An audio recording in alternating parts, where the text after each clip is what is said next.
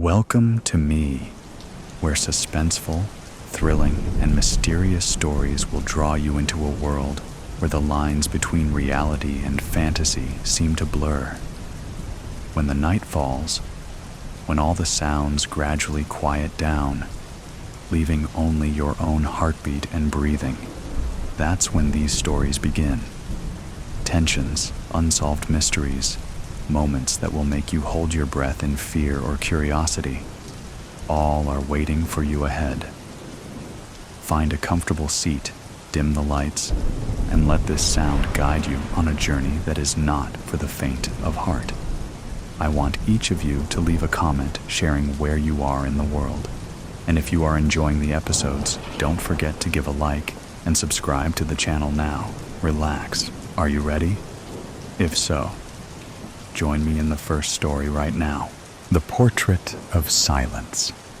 Clara was 35 when she inherited the crumbling countryside estate of Château des Ombres, a legacy from a great aunt she barely remembered.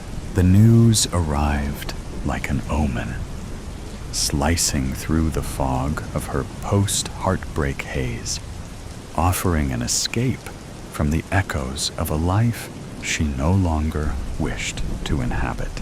The estate was a relic of another time, its walls cloaked in dust and draped with faded, peeling wallpapers. But amid the fading grandeur, one thing stood out. A painting in the dining room, unnervingly lifelike, depicting a woman in 17th century attire. A woman who looked eerily like Clara herself, dark eyes, too knowing. A face both foreign and familiar. She reached out without thinking, tracing her fingers over the delicate oil strokes. A chill seeped into her skin. She had never been the type to have doppelgangers or be mistaken for someone else. Yet, as she stared at the unsettling realism of the portrait, she wondered, was her face simply ordinary or disturbingly unique? At first, she dismissed the unease.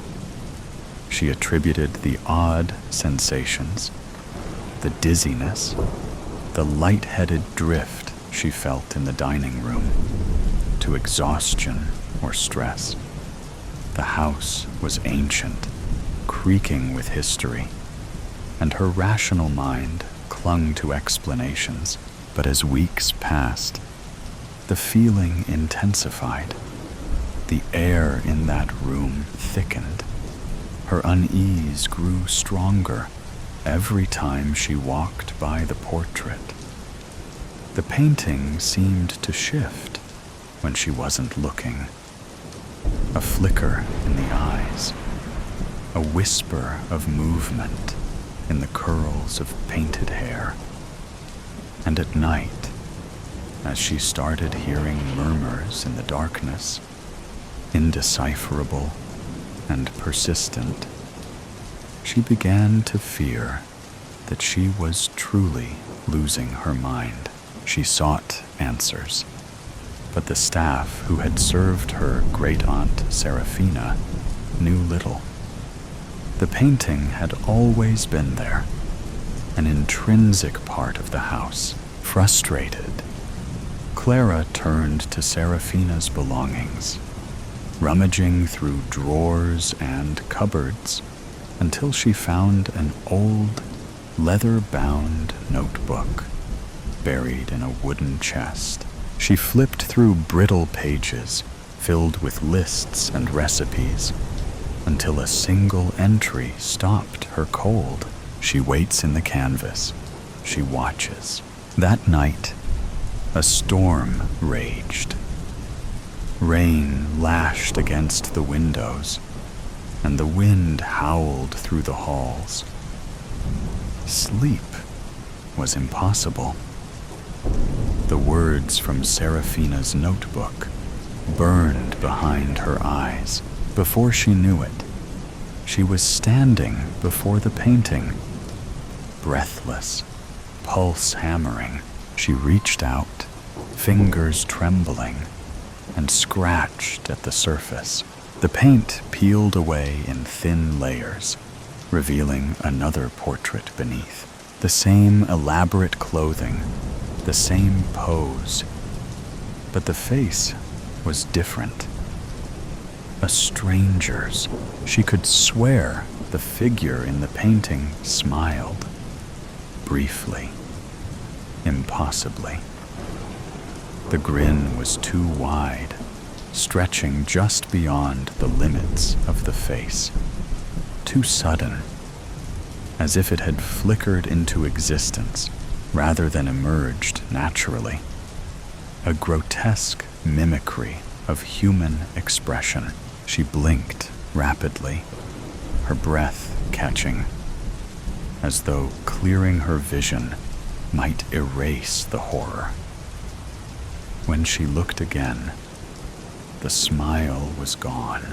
A wave of nausea hit her. Staggering back, she felt a weakness grip her limbs. Panic drove her to action. At dawn, she reached out to an art historian she found online. Dr. Theodore Valls arrived at Chateau des Ombres 2 days later. He was a man of careful precision, his salt and pepper hair constantly pushed back, as if keeping stray thoughts in place. His initial response to her frantic message had been one of polite disinterest, until he saw the attached image. He recognized the woman at once. Isabella de Loria. By morning, he was at Chateau des Ombres, his presence sharp against the house's faded grandeur. "This is Alessandro di Rossi's work," he murmured, eyes narrowing in fascination. "An original. But this isn't possible." "What isn't possible?" Clara's voice was taut. He turned to her with a tense expression. Isabella was the only daughter of a powerful aristocratic family from southern Europe. She was painted by nearly all the great artists of her time. She was around 14 when she first posed for a portrait and vanished at age 22.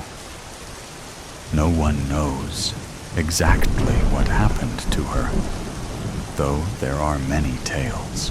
But here, he continued, she looks older, much older.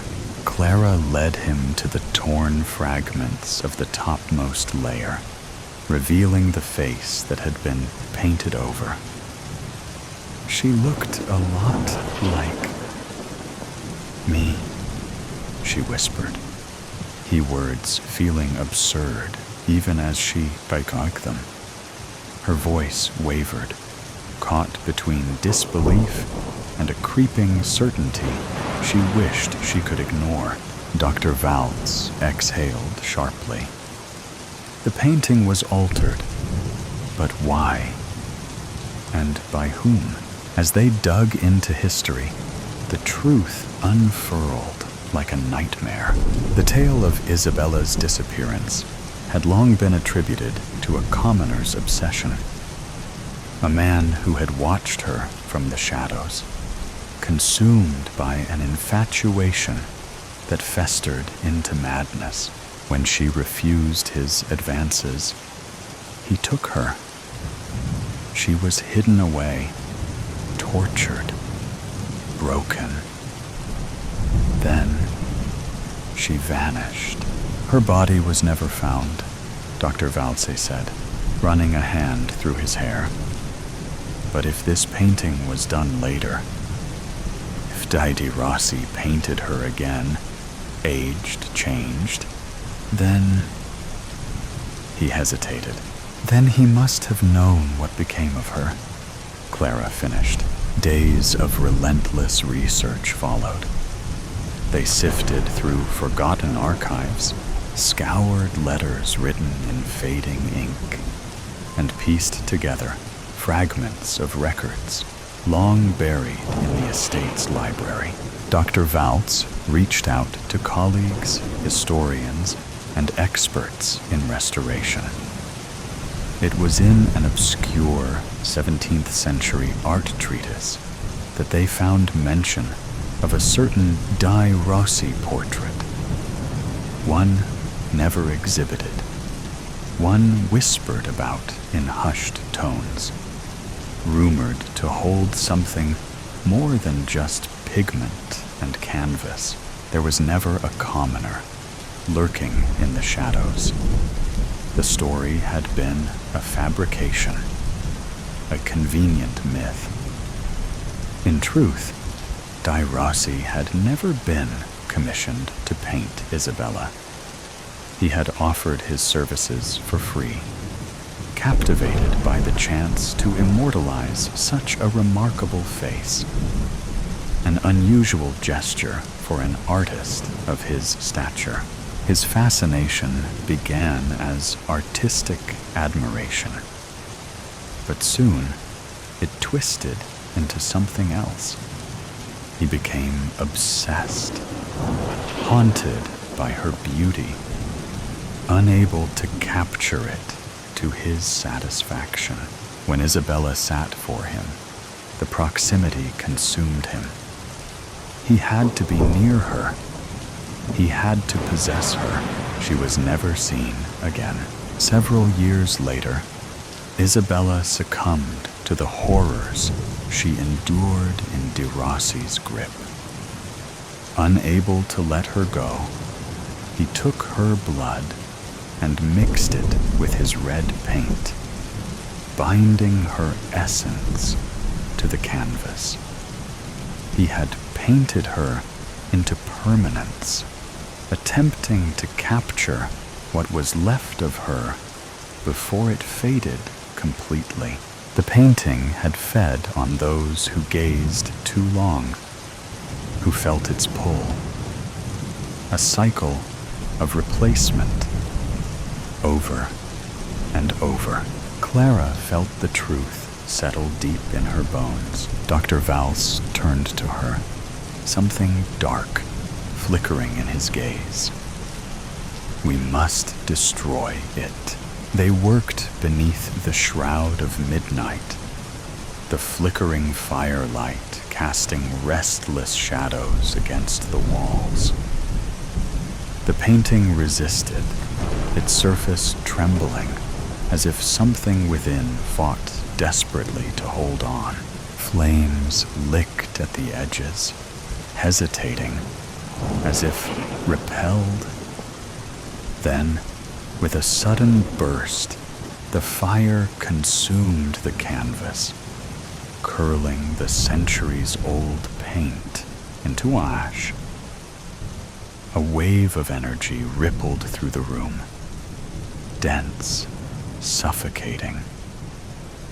And then, a scream, high, raw, inhuman, tore through the air, reverberating through the walls before fading into an eerie silence. Silence. A faint shimmer lingered in the air, barely perceptible, as if resisting the finality of destruction. For a fleeting moment, Clara thought she saw the embers pulse. Not with fire, but with something else she couldn't explain. The house exhaled. The weight pressing against Clara's chest lifted. When the last ember died, only ash remained. Chad, Leah, and Dave arrived early at Chateau des Ombres, barely containing their excitement at finally purchasing their dream home. By the time the real estate agent arrived and began unlocking the heavy front doors, they had already taken in the surrounding land, giddy with possibility. They had heard about the disappearance of the previous owner, a woman named Clara.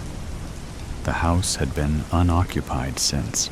Eagerly, they explored the dim hallways, the grand staircase, the candlelit chandeliers. Then, in the dining room, they stopped. There, above the fireplace, hung an old portrait. A woman in 17th century attire, hands folded neatly in her lap. Her eyes were dark and deep, her expression impossibly lifelike. Leah frowned, tilting her head. Something about the portrait unsettled her. Not fear, but familiarity, a strange tug in her gut, a whisper of recognition just beyond reach. That's strange. She looks a bit like... She stopped, heart hammering. How exquisite. The woman in the painting did look a lot like Leah, they both agreed, and for the briefest moment, she swore she saw the lips part, forming a sudden, unnatural smile. Behind them, the door clicked shut. Santa. The hitman? The hospice smells like antiseptic and failed dreams. A Christmas-themed air freshener dangles from the IV stand, swaying in time with my father's mechanical wheezing.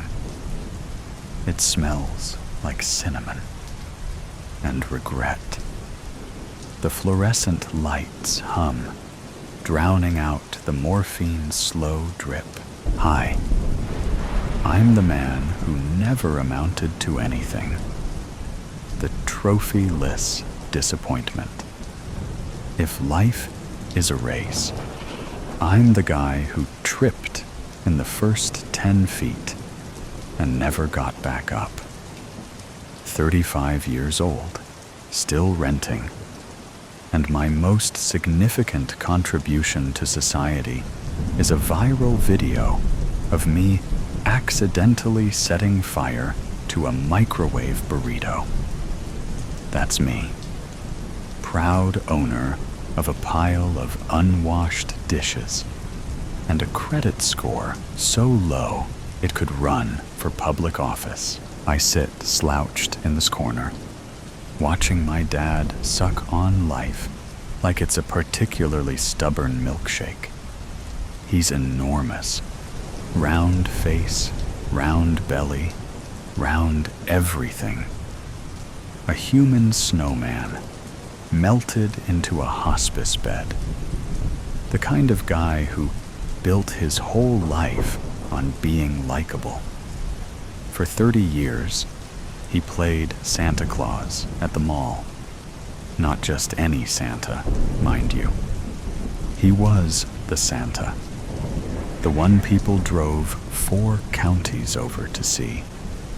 His face still pops up on Christmas cards across the Midwest. A local legend, a walking, jolly Norman Rockwell painting. And me? I'm the guy who gave him a $10 Amazon gift card for Christmas. You'd think that's why he's dying. The look he gave me when he opened it.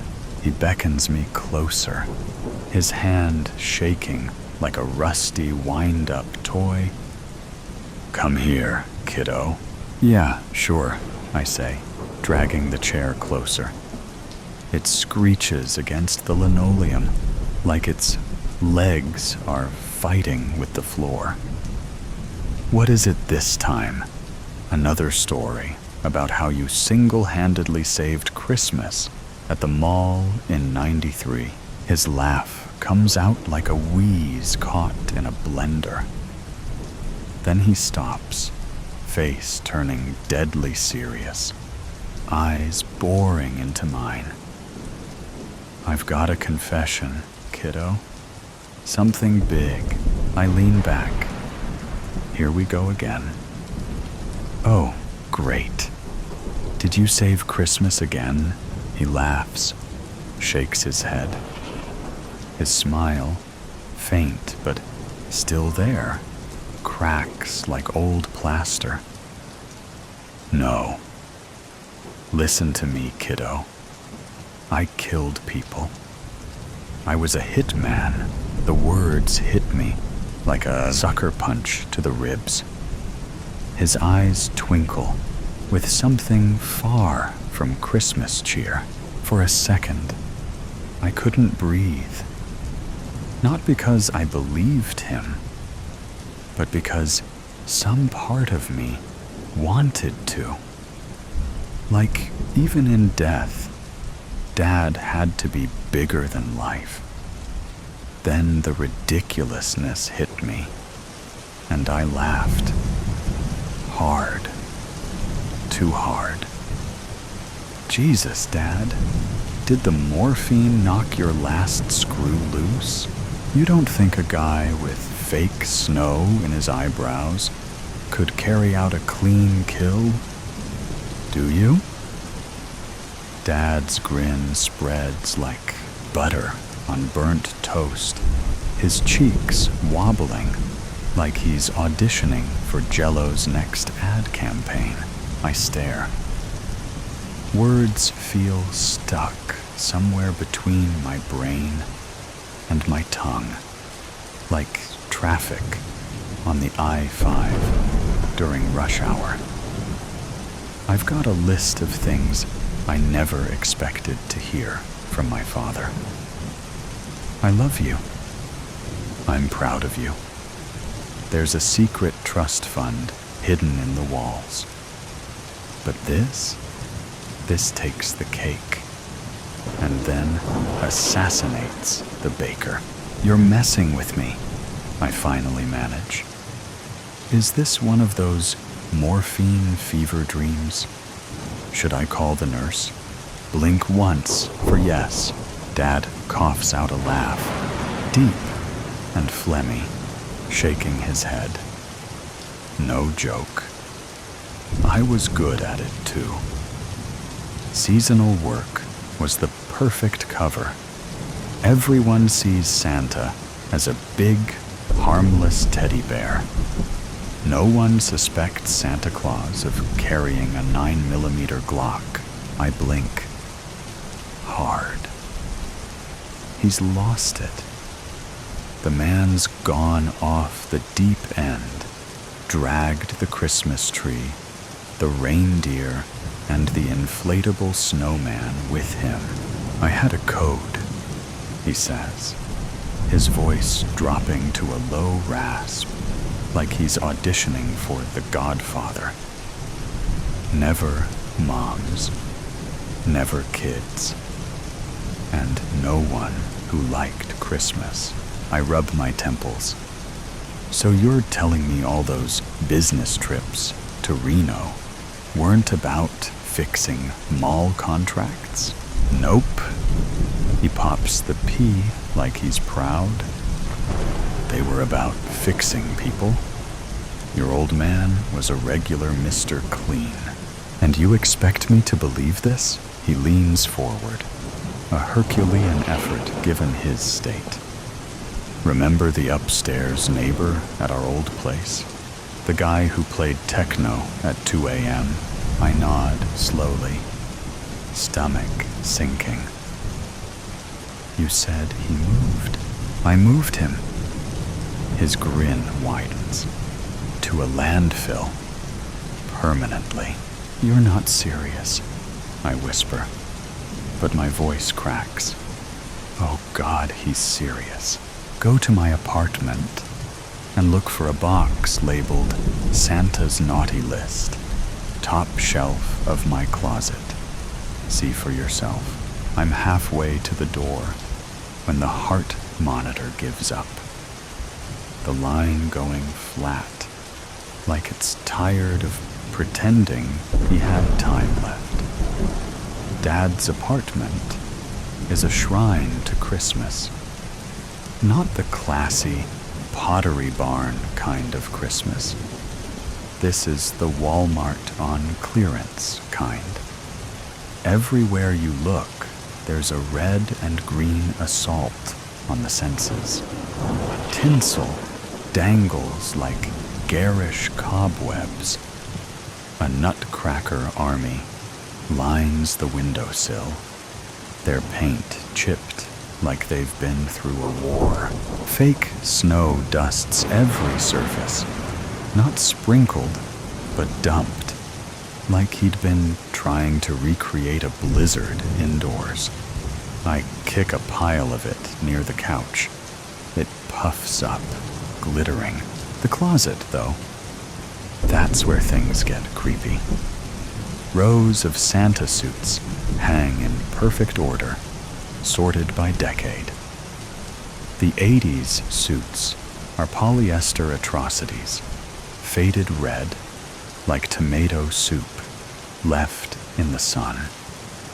The newer ones are lush, rich velvets. There's even a Santa pimp cane leaning in the corner. Because, of course, there is. And the smell? That weird mothball meets candy cane funk. It clings to your clothes, gets in your hair.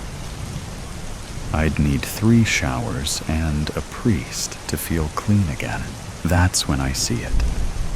A box on the top shelf, labeled in Sharpie, Santa's naughty list. My stomach drops. No way that this is real. No way. The box creaks as I pull it down. Years of dust exploding in my face. Inside, the first thing I see is a pair of cracked glasses. Thick, Coke bottle lenses, scratched to hell. Still smeared with something. A fingerprint, maybe. Or worse. Intrigued, I pick them up gingerly, like they might bite. It had a Christmas gift tag hanging from it, reading, "The neighbor who played ABBA on repeat." Next, there's a gold wedding ring, heavy, engraved with "Forever Denise." This one has tag dangling from it that reads, "Hired by Denise to take care of her abusive, cheating husband." She gave me fresh baked cookies, still warm from the oven, too. The box bulged with trophies, Christmas tags swinging off them like tiny, glittery alibis. At the bottom, a mall Santa hat. Its white fur trim stiff and crusted with something dark brown. Blood? Hot chocolate? Both? My hand hovers over it, like touching. It might connect me to him, but I jerk back. My heart pounds in my ears. This is insane. This is nuts. This is impressive. Turns out, Dad wasn't just a professional at making kids smile. He was a professional at making people disappear. The thing about secrets is they're sticky. Once you hear one, it clings to you like gum on a shoe, no matter how much you scrape. Dad's confession isn't just sticking, it's metastasizing. The more I think about it, the more I see his life wasn't 2 separate halves. Santa and Hitman, jolly old saint and silent assassin. It's all the same guy. And now, I'm the one holding the bag. He's dead. The town's favorite. Mall Santa. Gone to that big workshop in the sky. Kids will cry when they hear. Some mom will bring them to the mall next week, hoping to see his stupid, twinkly eyes and hear his gravelly laugh. Instead, they'll get some substitute in a cheap suit, the kind who smells like whiskey and regret. That'll be Dad's legacy. A hole in the lives of every snot-nosed kid who sat on his lap, unless I tell the truth. If I do, it won't be crying kids. No. The whole town will lose its collective mind. Imagine this headline: breaking news. Killer. Kringle caught dead. The local paper will have a field day. They'll dig up every photo of him, grinning in his red suit, surrounded by smiling children, and slap it next to words like murderer in bold block letters. The tabloids will pick it up. Every dumb podcaster with a microphone will start calling him the Silent Santa Slayer. And me? I'll be the idiot who ruined Christmas for the whole town. The funeral smelled like peppermint and formaldehyde. Someone decided Dad's last ride should look like an after-Christmas clearance aisle. Red and white draped the lid, as if trying to sugarcoat the whole thing.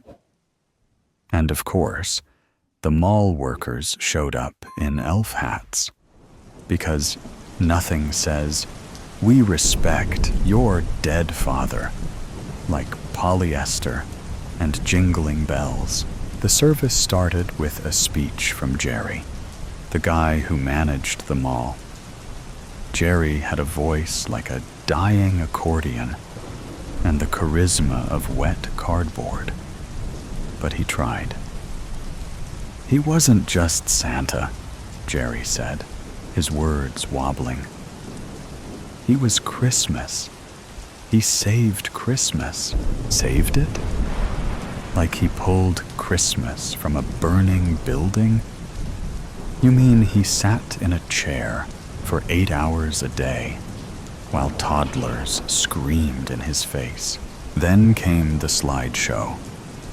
Dad with kids. Dad shaking hands.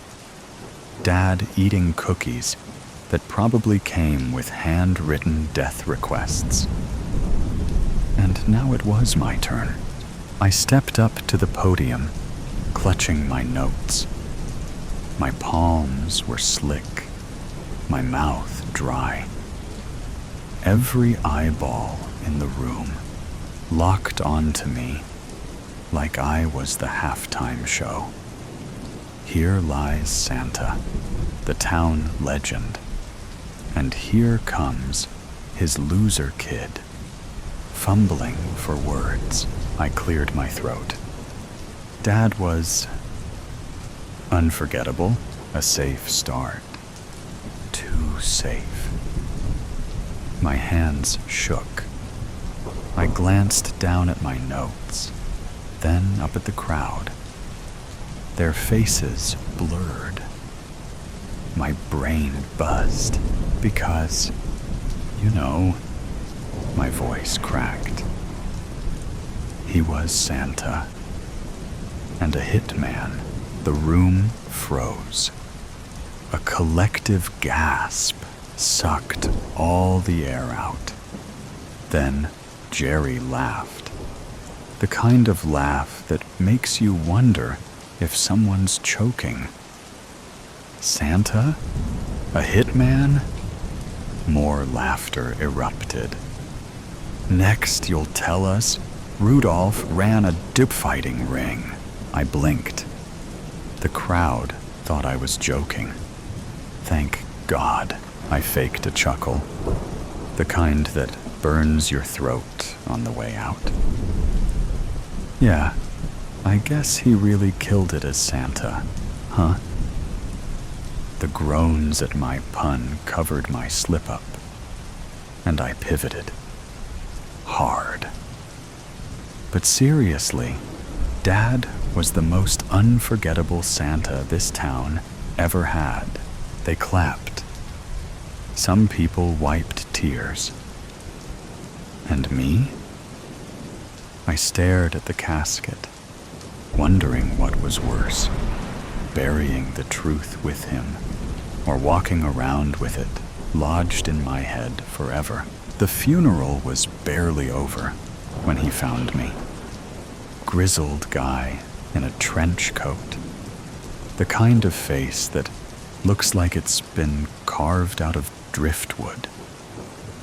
He shook my hand, his grip hard and dry, and said he knew my dad. Frankie, he said, like I should already know who he was. An old associate of your dad's. Associate? What kind of associate? Did Santa have a union? A reindeer mafia? Sorry for your loss, Frankie said, not sounding sorry at all. Your dad was a legend, one of the best in the biz. The biz? I asked, the words tasting like sewer milk. Frankie smirked, like I'd just failed some kind of test. He opened his trench coat, not for a gun, or a bomb, or a flashing incident, but for a business card. The font was a little too cheerful, a little too Comic Sans for what it said. Kringle and Associates. Holiday solutions for your problems. I stared at it like it might bite me. This is a joke, right? Frankie leaned in, breath heavy with something cheap and lethal. Your dad wasn't the only one, he said, his voice like gravel, rolled in honey. He pulled a candy cane from his pocket, twisting it between his fingers. Seasonal work. It's got its advantages. Keeps things clean. He paused, watching me, waiting, like there was something I was supposed to say. It's the perfect cover. Frankie smiled, teeth yellowed like a dog just pissed in the snow. He straightened up, sliding his hands into his coat. Your dad always said you'd make a great Santa. You've got the look. My dad spent my whole life teaching me things I didn't realize were lessons. How to lie with a smile. How to disappear in a crowd. How to keep secrets. I always thought he was preparing me for life, but maybe he was just preparing me for this. Frankie's words hung in the air like cigarette smoke, clinging to my skin. I opened my mouth, but nothing came out. Frankie tipped an imaginary hat and walked away, disappearing into the kind of fog that makes you doubt he was ever really there. I looked at the card again, the words staring back like a dare. Kringle and Associates. Dad always said to find a job that suits you. But some jobs find you. In the distance, I heard bells, maybe wind chimes, maybe the Salvation Army guy packing up. Who knows? What I do know is that I hate kids. I love cookies, and I could probably pull off the beard under the kitchen sink. Spoiler, but a scare warning. MC and other characters talk about being knocked out and a near death from a spider bite. Very mild. Fictional story, but based on orthodox Christian spiritual warfare. It was a Saturday afternoon when I was 13. My friend Lila and I were playing hide-and-go-seek at her house. Lila was my new friend, but she was fun to hang out with. I also had a friend named Aiden. He was my best friend since I was little, like really little. He looks the same age as me, but he always acted a lot older. He was scared about me going places I shouldn't, and that I should be careful. But he said that a lot with Lila, because I never told my mom about me visiting her. But I thought, as long as I got back between the 2 hours, I got off school, and she got home from work, she would never find out. Lila counted while I tried to find a hiding spot in her big, empty house. My feet echoed as I ran around, and then I found a room under the stairs. I giggled as I closed the door and hid in between some old clothes, a vacuum, a laundry hamper, and the washing machine. 29:30, ready or not, here I come. Ain't no way she is going to find me here. I bet she's afraid of the I found you, she yelped as she opened the door. What? How did you find me? This had to have been the best hiding spot. Lila waved her hand and said, "That's not the best one. That one is quite easy to find."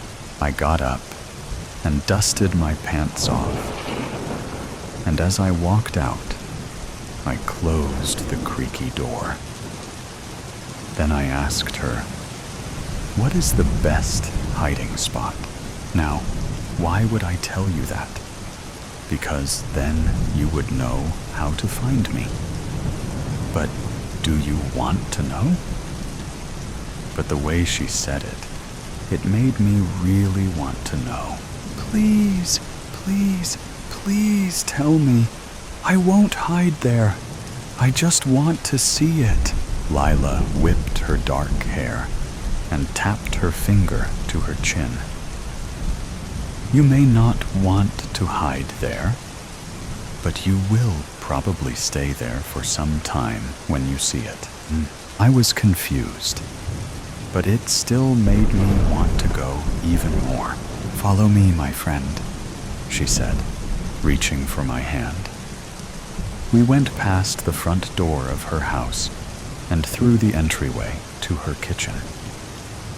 I hopped on the white tiles as I followed her, and she let me go. Are you ready? She asked. Mm-hmm. I nodded excitedly. She then reached into the pocket of her black coat and pulled out an old key. Then she walked to the weirdest spot ever, her kitchen sink. She bent down to this big lock and fat chains and popped the key in and turned it like it was easy.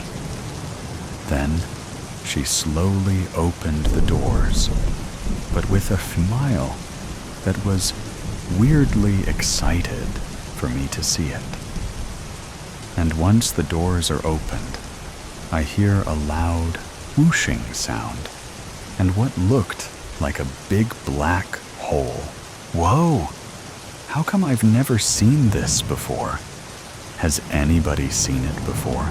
Oh yeah, a lot of people have, but only people who choose to listen to me instead of, well, don't mind that. Go ahead and go inside. But where does it go? It won't hurt, will it?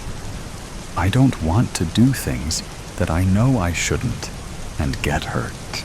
You'll be okay, you promise? Lila said, "Look at all the fun games we play together behind your mom's back. Trust me, this is what you want." I felt scared, but I wanted to believe her.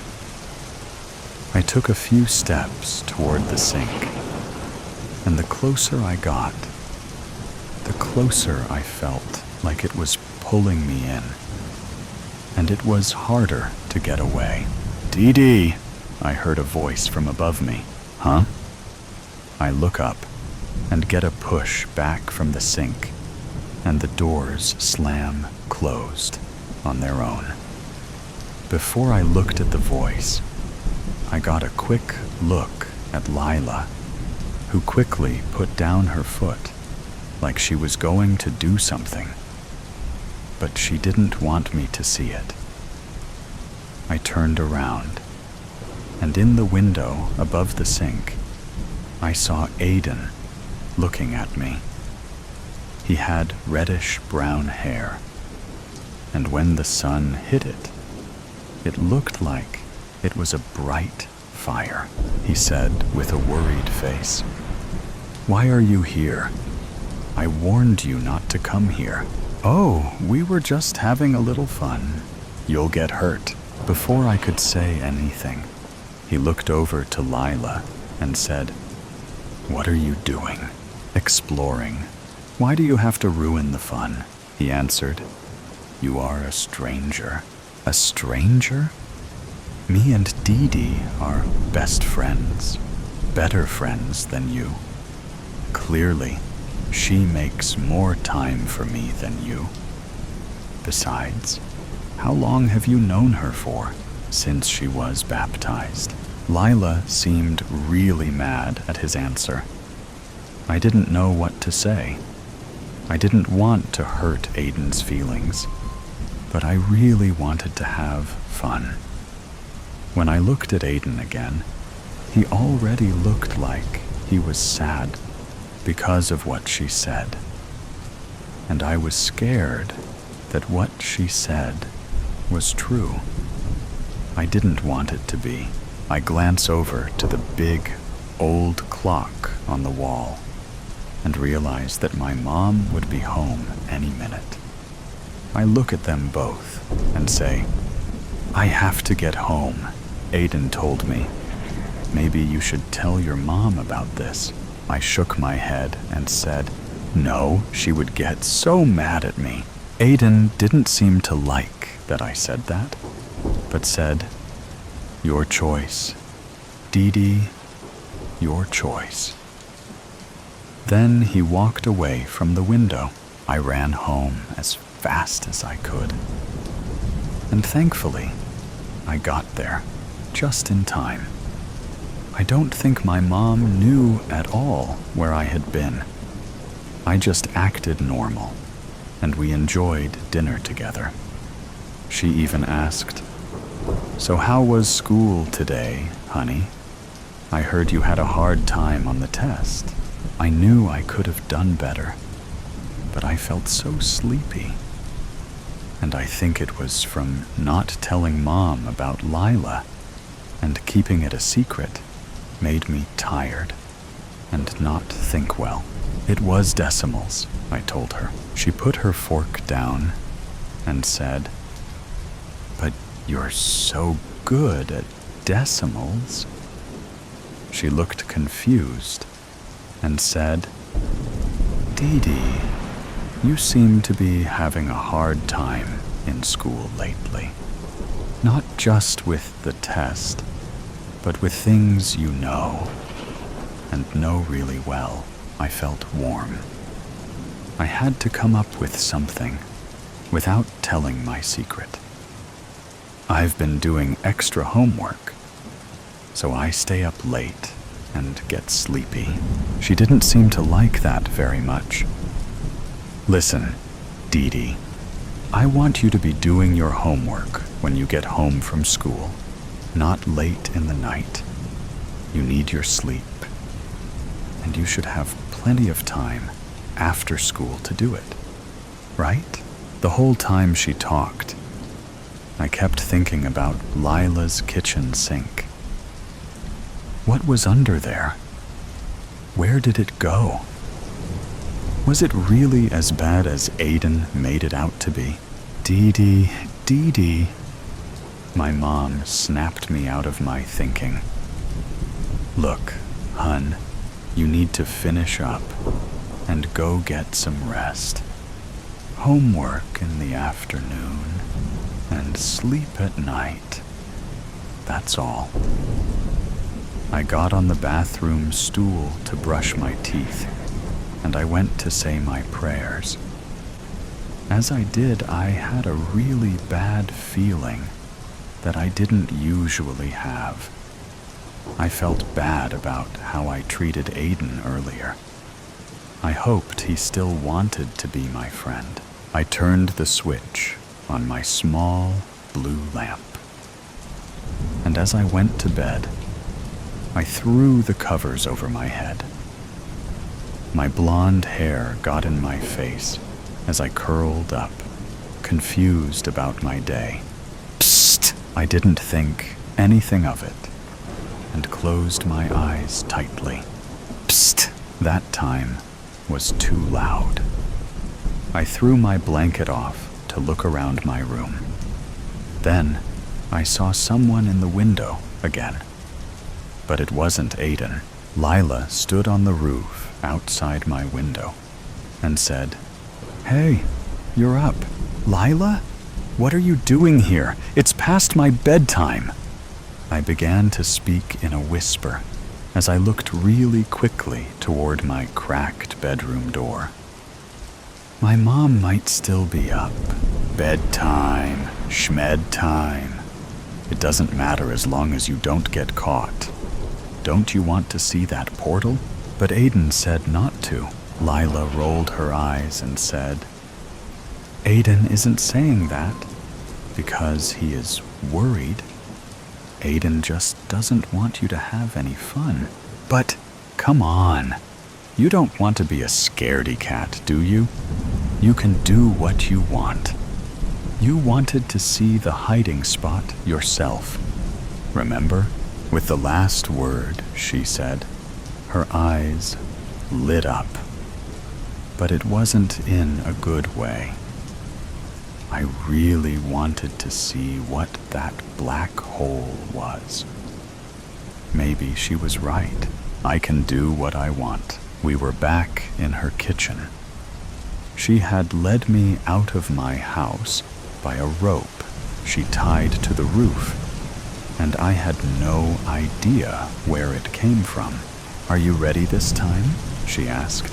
I nodded, even though I was really scared, and my heart beat faster than it had beaten. She opened the cabinet doors again, and I was greeted by the loud sound and twirling portal. I slowly tippy-toed toward it, closer and closer and closer. Then Lila pushed me.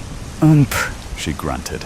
I screamed the loudest scream, and I don't think anyone heard me. As I began to fall down into the dark space, I saw a ledge and held onto it, trying not to let go, because I knew if I fell any further, no one could help me. I turned around, and the last thing I saw was Lila. But it wasn't Lila. She had turned into a nasty creature with horns and a long tongue, and her eyes did the same thing they did when she came to get me from my house. That's what happens when you mess around where you shouldn't while passing on. And she closed the cabinet. I screamed and screamed and screamed, but it just echoed at me. I yelled for someone to help me, but no one was there. I should have listened to Aiden. I yelled again, now crying loudly. I should have listened. The last thing I could think of was to say a prayer. I knew I felt guilt the last time I prayed, but I knew I still had to. I pulled down my nightcap with one hand, but quickly put my hand back on the ledge. Lord Jesus Christ, Son of God, have mercy on me, a sinner. Slam! The cabinets swung open, and there I saw what looked like an angel. Who are you? It's me, Aiden, but you don't look like... Then it made sense. He acted older. He knew me since I was baptized, and he was always trying to keep me safe. You're my guardian angel? One hand slipped, and I was holding on by one hand. Take my hand, and I can help you. I struggled to pull my hand up. I pulled and pulled, and finally, I slapped mine into his, and he pulled me out within the blink of an eye. And again, the cabinet slammed shut. He grabbed me to help me brace for the impact as we hit the floor. I gasped and slowly got up, feeling like I was just beaten up. What just happened? Where is Lila? What did she mean by passing on? Dee Dee, you saw. Lila isn't a human girl. She's a demon, and she went back where she belongs. And I am your guardian angel assigned to you. I've been trying to keep you safe. You almost died. You are knocked out at the moment, and soon you will wake up. I thought my next question would be, how did I die? But he answered before I could ask. The first time you came towards the portal, you were near a nest of spiders, poisonous ones. And because you had disobeyed, and how close he had become to Lila, you put yourself in a very dangerous position. But I pulled you away. This time around, one bit you, and it was almost enough to kill you. But thank the Lord you prayed when you did, before it was too late. Or we'd be in a different situation. I thought about it. If I had passed, it would have been 3 days, and then it would have been the toll houses. And I certainly wasn't ready for them yet. I was shocked. But this is all happening, right? How about hide and seek? What happened with that? It still happened, but you were the only one who could see Lila and me as well. But the portal itself exists, but not in the way you thought may have at first. I stood there and sat back down. What do I do now? What I've told you to do is be honest and listen to those who are trying to protect you. We stopped talking for a minute. I needed to take a moment to think about what happened. We both looked at the moon, and my last question was, when will I wake up? Just keep looking up, he said. Your mom will come to find you here safe. And will I see you again? He looked at me and smiled and said, just continue to live as you should. I will always be here to protect you. The unspoken relative. The door to the interrogation room creaked open. A girl was inside, still in the depths of RM sleep, did not stir. Sleep was all she had, her only escape and only therapy from her current fate. She remained curled up on top of the table like a feline, conserving her energy before the hellhounds would be turned loose on her. Haley, a psychiatrist, made her way into the room. She could see the subject. Emily had insomniac circles around her eyes that made her look like a raccoon almost. Haley felt bad for having to wake her, but if Emily wanted sleep, she would need to talk at some point. She reached out and took Emily's hands in hers. They were cold and clammy. Emily emitted a faint whimper, but her eyes remained closed. Haley let go of her hands and brushed Emily's hair. Emily stirred, and her eyes sluggishly opened. Her dark eyes, with saucers for pupils, studied the green emeralds Haley had for eyes. They remained still, watching, then closed again. "Come on, hun. Time to get up." Haley spoke, lightly shaking her. Emily whimpered and covered her face with her arms. Haley stood and scooped her off the table. She expected a fight, but Emily remained docile in her grasp. Before Haley could put her down, Emily clung to her and rested her head on Haley's shoulder. It was difficult to imagine Emily was capable of what the police were accusing her of. Emily was acting more like an 8-year-old than 18. That could be cracked up to the recent traumatic experience she endured.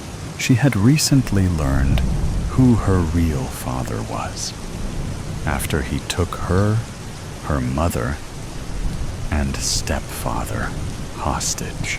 Her mother was currently recovering from injuries in the hospital, while her stepfather had succumbed to his injuries. Emily wailed suddenly, catching Haley off guard.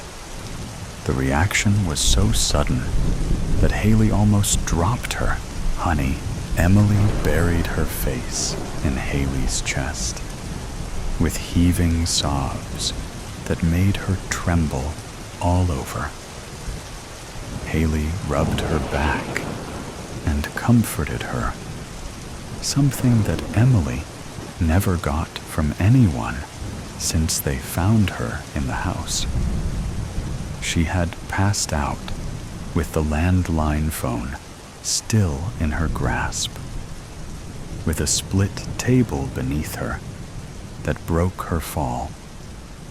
Haley had a job to do here, however, and that was not to comfort a possible suspect. Haley gently pried her off and sat Emily down in a chair. "I'm going to be honest," Haley began. "They suspect you conspired with your father." All the melanin drained from Emily's skin. This couldn't be happening. She quickly shook her head in denial. Emily strained herself, attempting to protest, but her voice cracked, and her words died in her throat. "You may want to see this," Haley said, handing her a tablet. A frightened moan escaped her mouth when the video started playing. When Emily learned the truth, she attacked and interrogated her stepfather in the basement for putting a wool over her eyes, while her real father was otherwise engaged upstairs. And now, law enforcement suspected she was hiding her father's whereabouts. They intended to use this footage as leverage against her if she refused to cooperate. Her knees drew up to her chest as reality washed over her. His blood was on her hands too, whether she liked it or not. But this didn't mean that she conspired with her father. They needed to know that. Emily tried to speak again, but like before, her words could not reach the surface. Like baby sea turtles being plucked away by famished seagulls before reaching the ocean, words still eluded her. She buried her face in her hands, sighing shakily. Haley placed a small notebook before her along with a pencil. Emily sniffled and started to write. "So, he took your cuffs off for good behavior?" Haley asked. Emily nodded. "And after you found out the truth, you became angry with your stepfather?" Emily replied with a reluctant nod. She wrote her next question with a trembling hand. "There's nothing I can do to avoid prison, is there?" Emily pushed the notebook over to Haley, with tears starting to trickle down her face again. "You can tell me where he is?" Haley said. Emily whimpered in frustration. "I don't know where he is, because I did not conspire with him." She wrote. "It's not up to me on what happens to you," Haley began. "But you need to give them something if you wish to avoid prison. Even if you didn't conspire with him, you still assaulted your stepfather, who is now dead." Emily huffed and snatched the notebook. "My father's gun killed him, not me," she wrote. "You stabbed your stepfather with a fork. He already had a severed leg and a missing finger, which I believe had his wedding ring on it. You very well could have. Do you think a jury would let you go free after that?" Emily choked back a sob. "I'm sorry, hun. I know you were under a great deal of stress, but that still does not excuse your actions. He's one of my teachers in high school, okay? Mr. Black is what he goes by.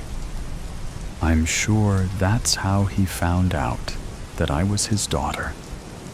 Emily wrote. "Okay, maybe that will help them find him." "Anything else?" Haley asked. "Please, I need to be there for my mom, so she pulls through." Emily wrote. "I'll see what they think about this," Haley said, taking the notebook with her.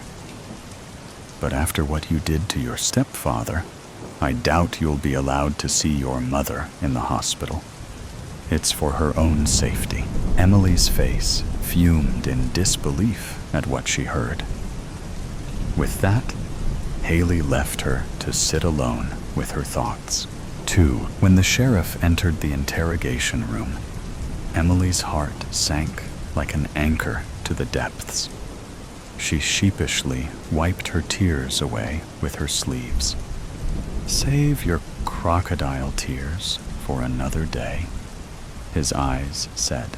"You'll be held at a local hotel under house arrest till your court date," the sheriff said, attaching a tracker to her ankle. "You can use the phone inside the motel to call your mother in the hospital. Perhaps that will help you find your voice again. Better pray you find it by your court date."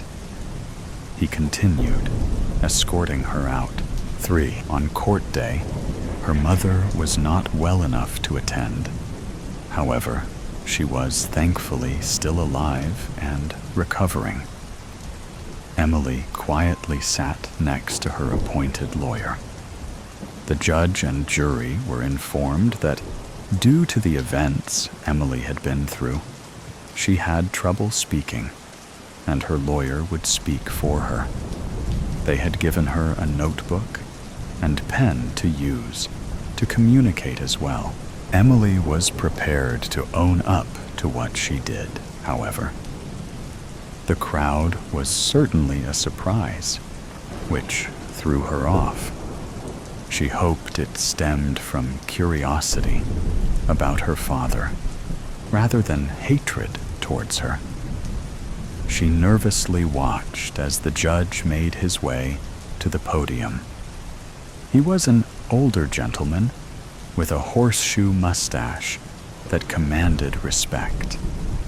A man with true grit that would not hesitate to punish any poor soul that dared question his authority.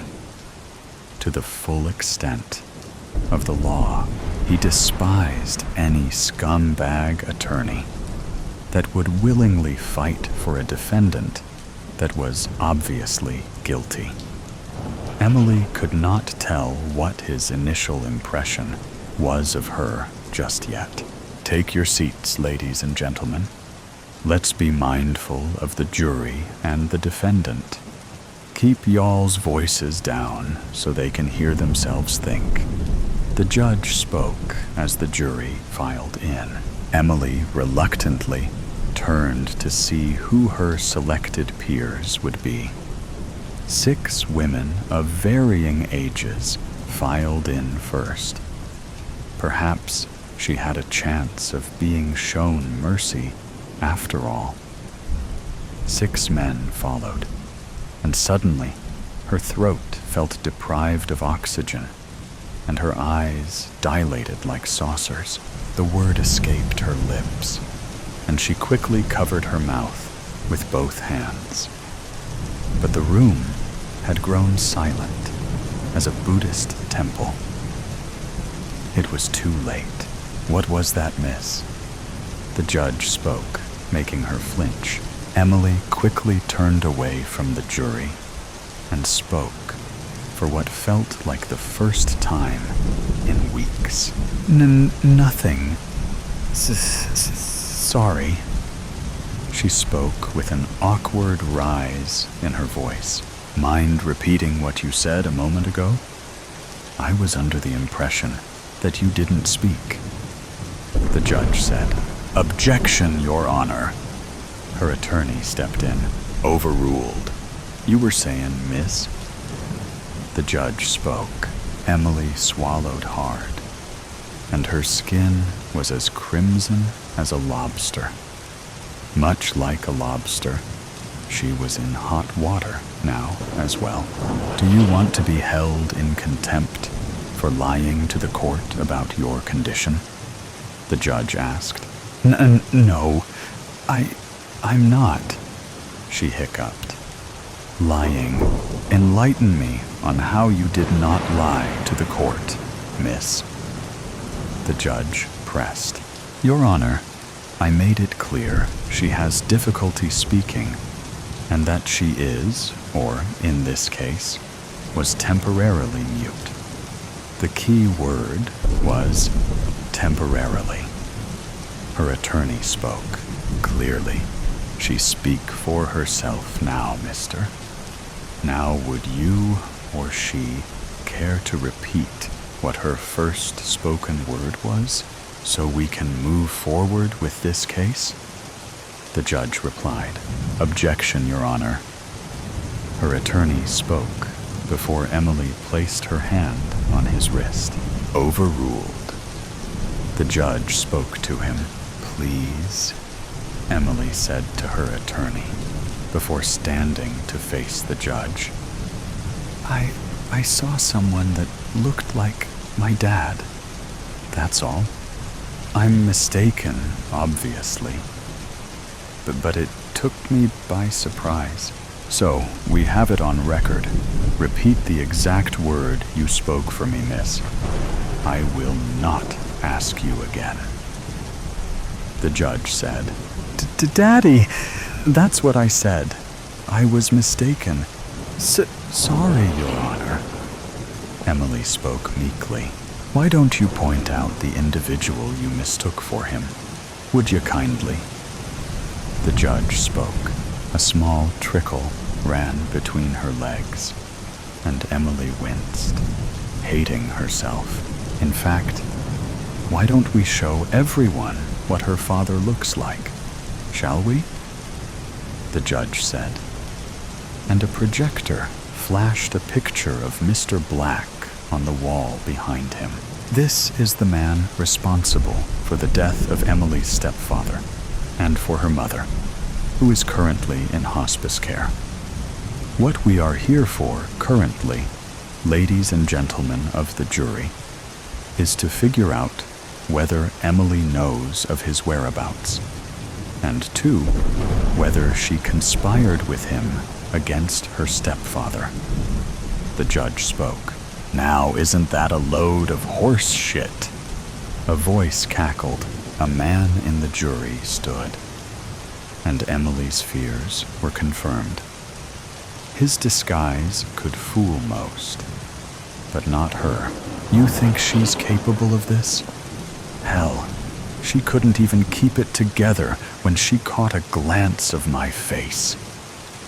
Mr. Black laughed, pressing his revolver against another juror, urging them to walk up with him. The police officers and security guards all drew their weapons, but Mr. Black revealed his own weapon that was strapped to his chest. There was a rise of panic from the bystanders and the jury. Enough! The judge roared, and the crowd simmered down. As the Joker once said, let's not blow this out of proportion. I'll only take a moment of your time, one way or another. Mr. Black said, you've got balls showing your face around here. The judge spoke. I'm just here to make sure an innocent person doesn't go to jail. Lord knows the law has a way of fucking that up. Mr. Black replied, I propose an exchange then. You go to jail while she goes free. That, I reckon, is how it should have been all along. The judge said, Ha! You should go on stage and see how far that joke gets ya. Mr. Black cackled. What's the plan here? What's your end game?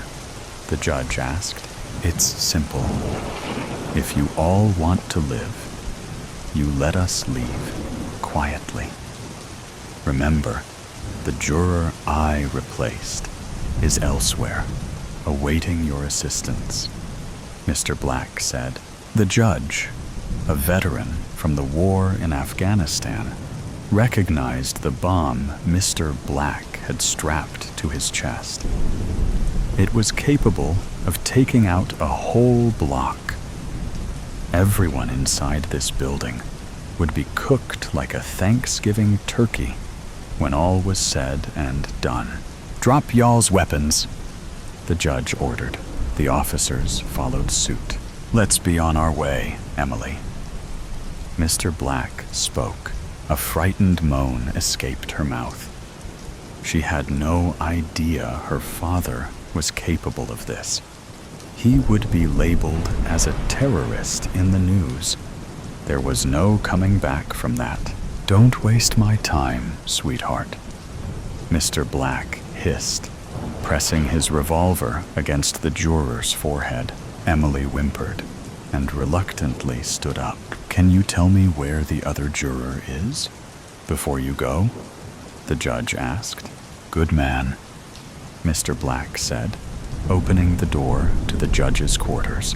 Through there was a quick exit to the parking lot. I left a note with an address under my juror seat. If anyone stops me, that place will blow too, Mr. Black said. Emily gagged as her nerves started getting the better of her. This was all too much to take in.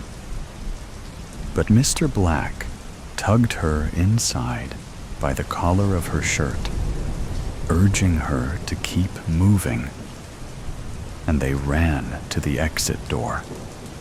Outside, there were 2 cars waiting for them.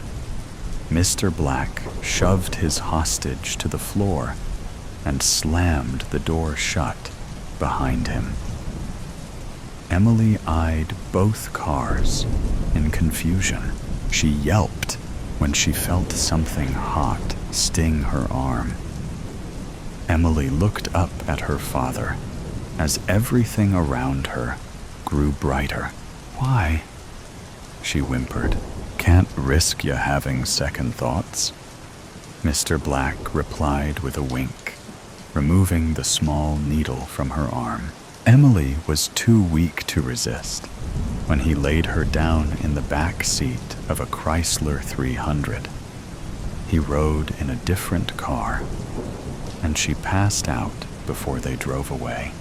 4. Emily awoke with a start in what felt like another lifetime.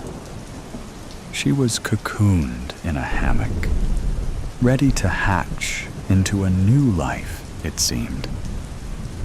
Her sluggish eyes registered a clustered forest of coconut palms around her, and a man sitting at a nearby table. He wore a straw hat and was sipping on a pina colada. "Welcome back," Mr. Black said. The ocean was a shimmering shade of teal in the sunlight, roaring in the distance. "Is Mom okay?" Emily slurred. "She'll be fine," Mr. Black said, "but she'll need her distance for some time before she forgives us." Veil of night. "I've said too much," Caroline exclaimed. She snatched her rain-soaked black denim jacket from the chair and turned to go. "Caroline, wait!" Hank caught her hand. Her slender fingers felt chill and damp against his. "You can't expect me to believe." "No," she murmured. "No one would. And that's the point. It was useless even coming here. I don't know why I did." Hank squeezed her limp fingers, giving them a shake. "Please, let's start over," he said, motioning for her to sit again. "This cult, it's a coven. The Sisterhood of Unhallowed Light." She fidgeted with a lock of damp, auburn hair stuck to her pale forehead. "Right, the Sisterhood. So, a few women who get together and play at witchcraft? There are 12. They wanted me to join, and I thought I wanted that too. But Caroline caught her bottom lip between her teeth. The midnight hue of her black lipstick was a stark contrast to the pallor of her skin. She took a breath, and the words tumbled from her. "I feel seen by them, like they really get me. They accept me. They celebrate me, just as I am. And what they offer, the sense of belonging, the knowledge, power. I thought, why shouldn't I?" A flash of lightning lit the rain-spattered window, with a crack of thunder following close behind. Caroline's eyes grew large with panic, and she twisted in her seat to look outside. "There are things we shouldn't play with," she whimpered. "I know that now. I've completed 2 of the 3 initiation rituals with the Sisterhood. And you're saying this torrential rain we've been having these past 3 days is part of that? That's awfully biblical, isn't it?" "This isn't hurricane season, Hank," he shrugged and twisted his mouth in a half-ways grin. "With weather patterns these days, who can tell what season it is anymore?" "It was me. It was the Sisterhood. It's part of the ritual, part of the summoning. Coincidence, that's all." She clutched his arm where the sleeve of his t-shirt ended, digging her cold, clammy fingers into his bicep, and pleaded, "You wouldn't say that if you knew what I've done, what I've gone through to make this happen." "Caroline," She let go of Hank's arm and fumbled with the top buttons of her black shirt. Yanking one half of it to her left side, she exposed part of her chest.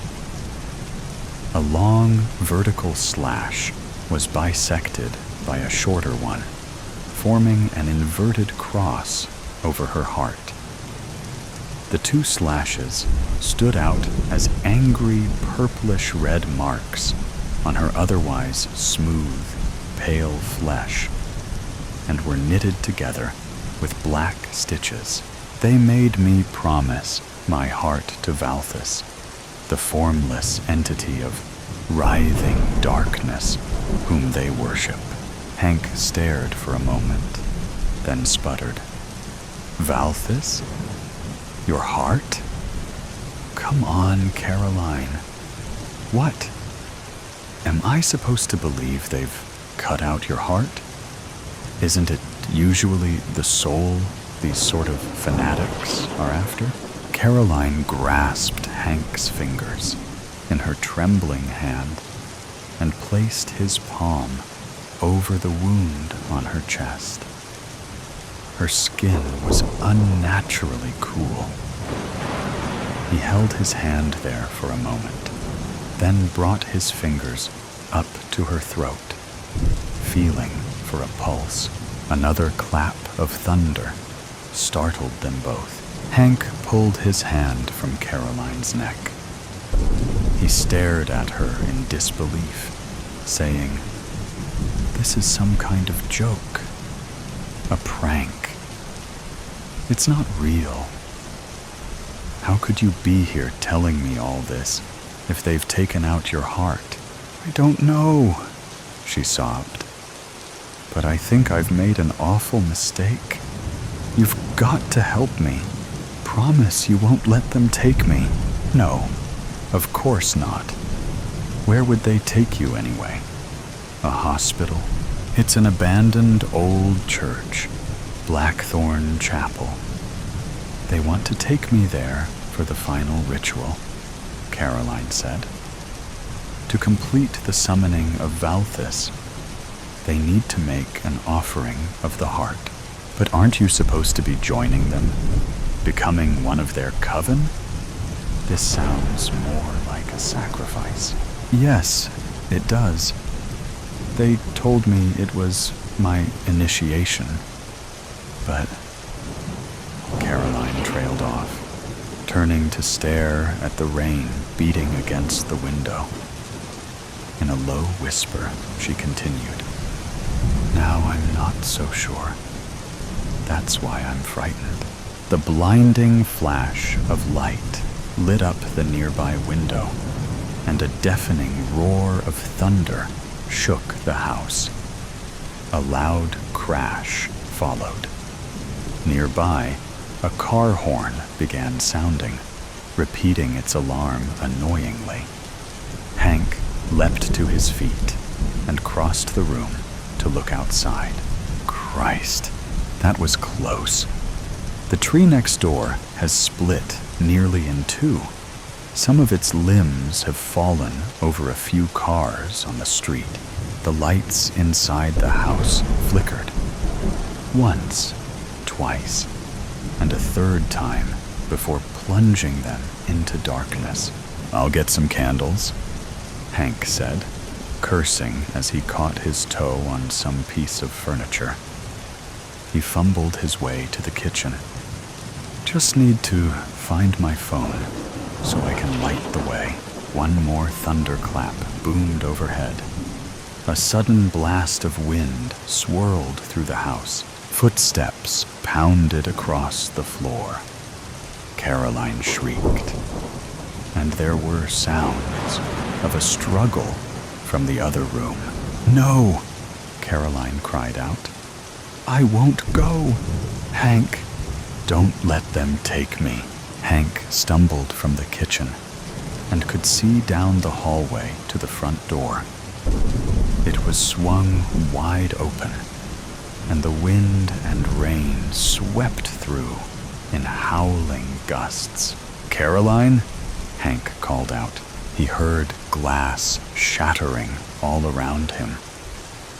The back of his head felt like an explosion had gone off, and the world tilted and shifted into slow motion. Hank sank to his knees. His vision was filled with a combination of swirling stars and inky blackness. The sounds of frantic struggle moved away from him as his hands slapped the carpeted floor. He struggled to breathe and clear his sight as he held himself from pitching forward onto his face. "Caroline!" he shouted. His head throbbed viciously, and he thought he might be sick. From outside, he heard car doors slamming, and a vehicle roared to life. He struggled to his feet and made it to the front door. Through the sheets of rain, he saw the burning glow of red tail lights receding down his street. Pursuit wasn't an easy option. The tree limbs, which had fallen over several cars, were blocking Hank's car as well.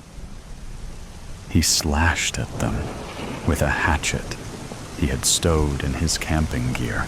The rest of the fallen limbs tore at the side and undercarriage of Hank's car, but he managed to break free. He swore and cursed some more. The lousy cell service the storm had left him with made searching the internet difficult. After several minutes, he found directions to and a description of Blackthorn Chapel on a website promoting ghost walks in the city. Once a place of worship, the old chapel had fallen into disrepair, and the ground beneath was, so the locals claimed, cursed. It took nearly an hour to detour around storm debris and reroute past streets that had been rendered impassable before he arrived at his destination. If he'd paid the $50 for the Ghost Walk tour, Blackthorn Chapel would have rated 5 stars. It was surrounded by an overgrown and tangled hedge of blackthorn shrubs, buffeted by the wind and rain. The gnarled limbs seemed to claw at the twilit sky, as though grasping at something unseen. The crumbling stone walls were cracked and weathered. The roof was partially caved in, showing an outline of jagged edges that looked like the jaws of some wild beast snarling or snapping at the heavens. And the heavy wooden doors were worn and splintered and hanging slightly ajar on great rusted iron hinges. The jet-black gloom beyond the entrance seemed more of warning to sensible folk rather than an invitation to step inside. But if there was any chance, he might save Caroline. Inside was where Hank needed to be. He passed through an opening in the rough hedge, careful not to let the thorns sink their barbs into him. Walking in through the front entrance, he'd decided, would be courting failure. He might as well put his head through a noose. Instead, Hank crept around to the side of the run-down property, searching for another way into the chapel. Lightning lit the horizon several miles off. The brief flash revealed to him that he was creeping through a graveyard, which was part of the chapel grounds. Most of the headstones were crooked, sinking into the ground.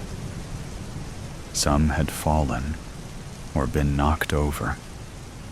Many lay half-buried in tufted humps of wild grass. With a sense of dread, he picked his way carefully through the tangle of ancient stones and grass until he was out of the graveyard and could lean against the chapel wall. His heart was pounding as he panted silently, trying to catch his breath. Above the howling of the storm, a sound caught his ear. Soft at first, but regular, insistent, and coming from inside the chapel. Hank strained to make out what he was hearing. It was definitely chanting of some sort. Hank edged along the stone wall to the back of the crumbling old building. The ground sloped down, revealing the foundations of the chapel. He spotted a break in the wall and rushed to it. It was a narrow space, but large enough, he felt, to squeeze inside. Before he did so, Hank hefted the hatchet in his hand. He couldn't imagine actually using it to hack away at some unseen coven member. That would be slasher movie extreme. He twisted it around in his hand so that the square end faced out, becoming his weapon. He sucked in a few deep breaths, questioning his sanity. Then he scraped and squeezed his way through the narrow space. Feeling his way around in the dark, Hank discovered a series of long wooden boxes. Great, he thought. Could this night get any spookier? He'd found his way into the crypt. It took him a few minutes to pick his way around, but he eventually found a set of stairs leading to the proper part of the chapel. This was one of the cloisters, or side chapels. The chanting was more distinct.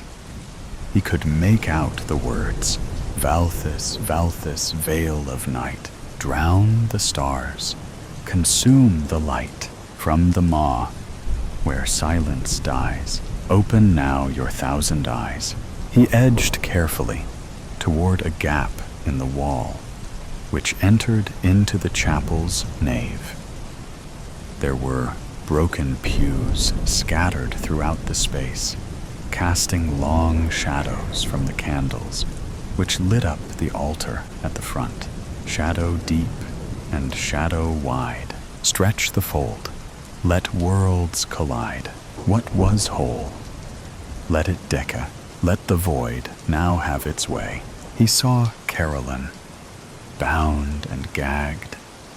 She was wide-eyed and frantic, struggling to break free of her bonds.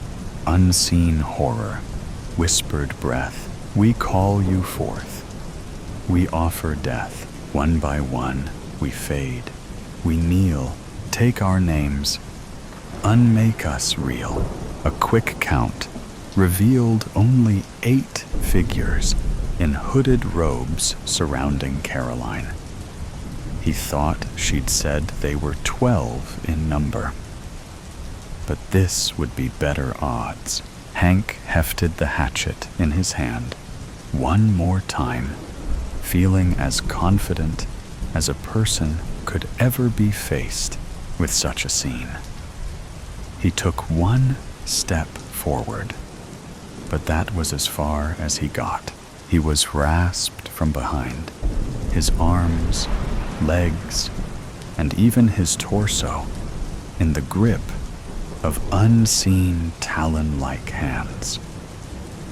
With swift force, they pulled him backwards, throwing him off balance. A ragged cloth was pressed over his nose and mouth. He struggled and tried to scream. Then blackness engulfed him. When he came to, Hank found he was now stretched out over the altar. His hands and feet were bound. Looking up, he could see eerie shadows playing across the vaulted arch above. "I'm sorry, Hank," Caroline said. "I had to do it." He snapped his head around in the direction of her voice and saw she was standing to his left.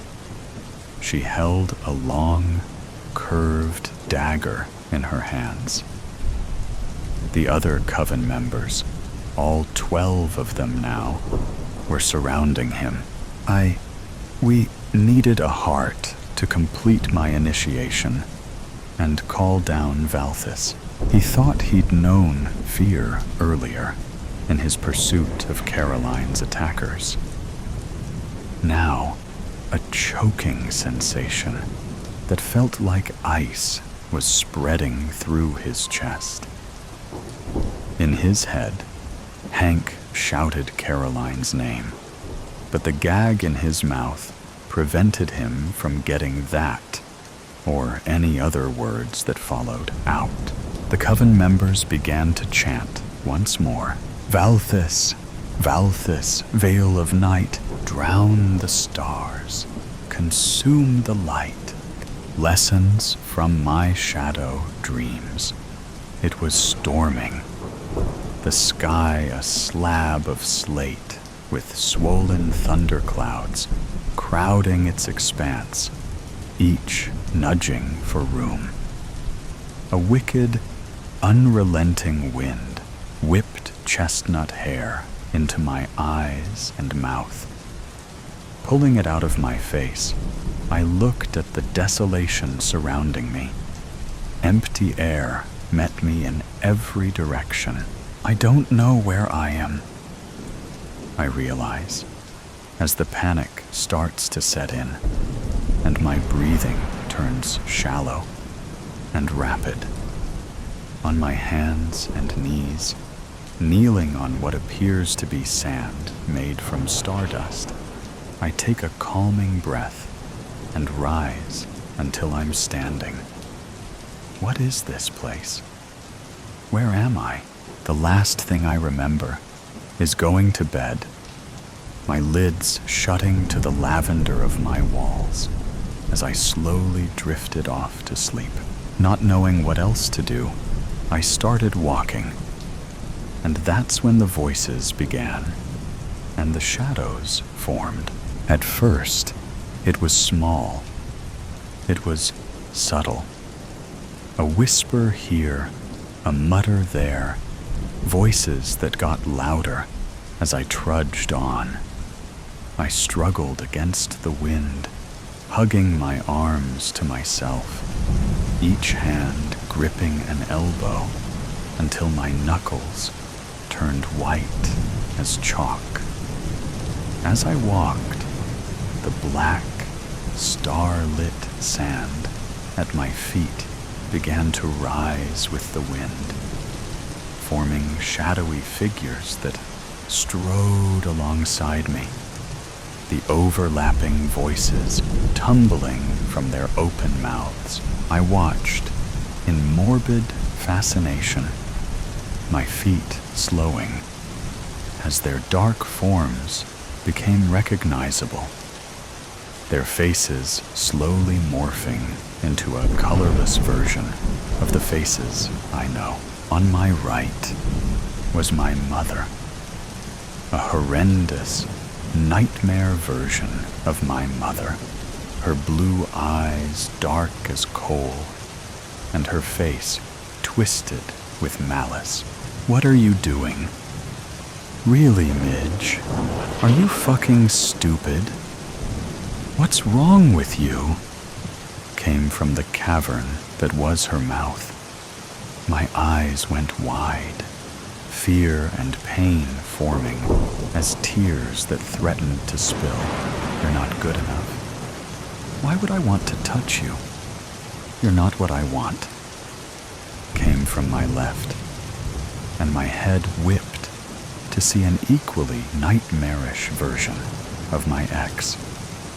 At this point, my feet had slowed until I was almost at a complete stop. More and more, figures from both my past and present began to form and dance around me, each hurling their own unique version of verbal awfulness. With each invisible blow, I shrunk until I was crouched on the shifting sand. Hands splayed over my face to cover sight and sound. I squeezed my eyes, silently begging for it to end, for the voices and noise and all the venom of the world to stop. "Midge, breakfast?" I gasped, jolting awake to my mom's voice calling from the kitchen. As reality settled in, a sick dread pooled in my gut at the vague nightmare I'd left behind. "It was a bad dream, Midge. Just a bad dream," I mumbled to myself as I rubbed the sleep from my eyes. I tramped downstairs, the thick soles of my boots making loud thuds on each carpet-covered step. I slid into a distressed wooden chair at our equally distressed dining table that doubled as our breakfast nook. As I shoved eggs in my mouth, scrambled just how my mom knows I like it, I thought about our history exam today with rising anxiety. I was not the best at memorizing details, like dates or times, and last night Amy had another drama round with her douche of a boyfriend. My mom sat across from me, early morning sunlight streaming in from the window sink, sipping coffee from the chipped Mom of the Year mug I got her for Christmas last year, before Dad left. Before it all fell apart, we sat together in silence. She analyzed me over her mug as I finished off my butter-soaked toast. "You okay, honey? You seem stressed," she asked with a slight tilt of her head. I nibbled my toast while staring at my plate, not wanting to admit how egregiously unprepared I was for the day's exam, or the nightmare I'd endured that clung to me like static. It felt like I was seeing reality underwater, my senses warbled and muffled, making everything as impactful as an echo. My mom cleared her throat, snapping me out of my reverie. "Midge?" she asked, her gaze holding concern as lines formed between her dark brows. "I'm okay, just not as ready for my exam today as I'd like to be," I answered simply. The truth was, I wasn't ready at all for anything. My mom pursed her lips and narrowed her eyes, a clear sign she knew I was lying. To be fair, technically, I really was worried about the exam today, but I also was still disturbed by my nightmare, which stuck to me like a dark, immovable shroud. And it being my parents' divorce anniversary didn't exactly help. As if sensing my thoughts, my mom's eyes darted to the calendar on our white linoleum fridge, absolutely covered with magnets and pamphlets or flyers. Instantly, her gaze softened when she recognized the date. "Hey, it's gonna be okay, baby. I know today will be hard, but you'll be okay." Plus, your father is still coming for a family dinner this Friday, she said with a quirk of her mouth, as if that should excite me, as if that fixed everything. I simply nodded as I tried to swallow my last bite of toast, which had turned to sandpaper in my throat. Gotta go, Mom. Thanks for breakfast. Before she could answer, I quickly grabbed my backpack and was out the door. I sat in history, staring blankly at the open-ended questions in front of me. Mr. Sikowitz sat at his desk in the front of the class, hunched over papers he was likely grading for a different set of students, his red pen lightly roving and marking with steadfast eyes. I looked back down at the unanswered prompts in front of me and felt my heart start to quicken. Gods, I'm screwed. Dad would be so disappointed, I thought with increasing fear. My breathing became slightly uneven, and with the panic, my nightmare from the night before reached towards the front of my mind. This was the last thing I needed. But it seemed the more I tried to repress the images and the memory, the harder they fought back. Shadows began to gather at the edge of my vision. That same smoky, starlit sand from the dream clustering along my peripheral. I blinked hard 2 or 3 times while keeping my head down, trying to force this contorted melding out of existence through sheer denial. But to no avail. The darkness stayed. Slowly, and with threatening dread, the dregs of my nightmare creeped towards my desk until it surrounded me on every side. I briefly darted my eyes around the room, desperate to find some reaction, any recognition from my classmates of the nightmare unfolding. But I was left wanting.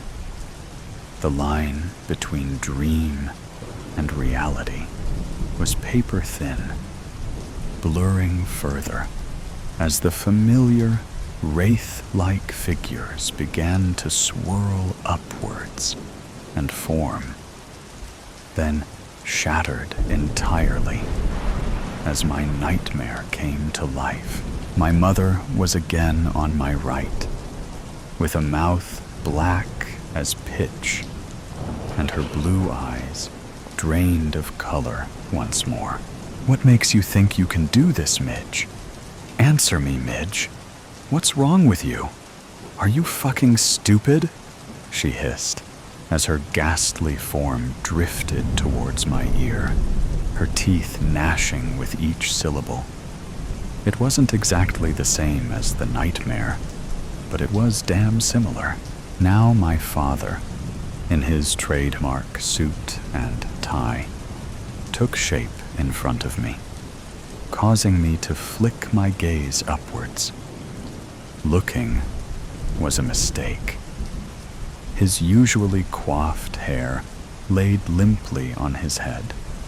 His eyes were endless black holes, and he stood with his arms crossed, intimidating and unmovable despite his form. His slightly transparent clothes were rumpled and worn, which wasn't like him at all. And he looked at me with a face of disgust and hatred as I'd never known. At least, not from him. Grow up, Midge. What's your problem? Why can't you just get this right? He shouted, somehow slamming his not-so-solid hand on my desk. causing me to jump to my feet with a yelp, my chair making a loud crash as collateral. "Ms. Sloane, can I help you with something?" My head whipped over to Mr. Sikowitz, and just like that, as I met his dark brown eyes, the spell was broken. I looked around and realized that the echo of my nightmare had vanished, and all eyes were on me, as if deciding if they needed to grab the straitjacket now or later. I audibly swallowed. No, sorry, Mr. Sikowitz," I said, as I haphazardly righted my chair off the ground and sat while keeping my head and eyes firmly down, my dark hair creating a curtain on either side of my pallid face. The rest of the day passed in an anxiety-filled blur. At every turn and every corner, I looked for the shadows, waited for the starlit sand to reappear, and inch along the edge of my vision, anticipating the god-awful convergence of my nightmare and reality. But it never did. I stared out the bus window on the way home, watching the rain spatter the glass in large, heavy drops. "Hi, honey," my mom hollered from the kitchen when she heard me walk through the door, her voice warm and rich over the cold I felt in my bones, like a homespun blanket. Our house was a pretty open floor plan, with the kitchen slightly sectioned off, but having two large archways on either end of its L-shaped design. I watched her through this opening for a moment, trying to reconcile the nightmare version of her I saw at school with the flesh and blood in front of me. She was currently unloading the dishwasher, and when her hello was met with silence, she turned to look at me, her arm pausing briefly as she made to put away a plate. Her face scrunched, and she immediately put the dish on the counter. "What's wrong, honey? Did something happen at school?" I tried to speak. I tried to open my mouth to tell her about all of it, but nothing would come except tears that began to blur my vision. "Oh, honey," my mom said, as she strode over to me, crossing the distance in 3 or 4 strides due to her unfairly long legs. I let her hug me, soaked up the feeling of being wrapped in her arms, and for a solid couple of minutes, we stood in the entryway like that. I reveled in her warmth, the sensation of her solid arms around me, and memorized every detail that made her real, keeping contact with a hand on my shoulder. She guided me to the couch where we sat, knees angled towards each other. "Honey, what is it?" she asked. I looked at her, and at first I could only stutter. As I struggled to form coherent words, I felt my anxiety and panic start to rise. The shadows were at the edge of my vision again, causing my breathing to turn rapid and shallow. "Honey?" my mom asked, leaning closer. I could barely hear her, barely see her over the pounding of my own heart. "Midge," my mom said, a bit louder now, giving my leg a slight shake as she placed her hand on my knee. The shadows and the darkness were beginning to take shape now. Starlit sand rolling across the ground as it crept ever closer. Tears pooled along my lids, causing my vision to blur.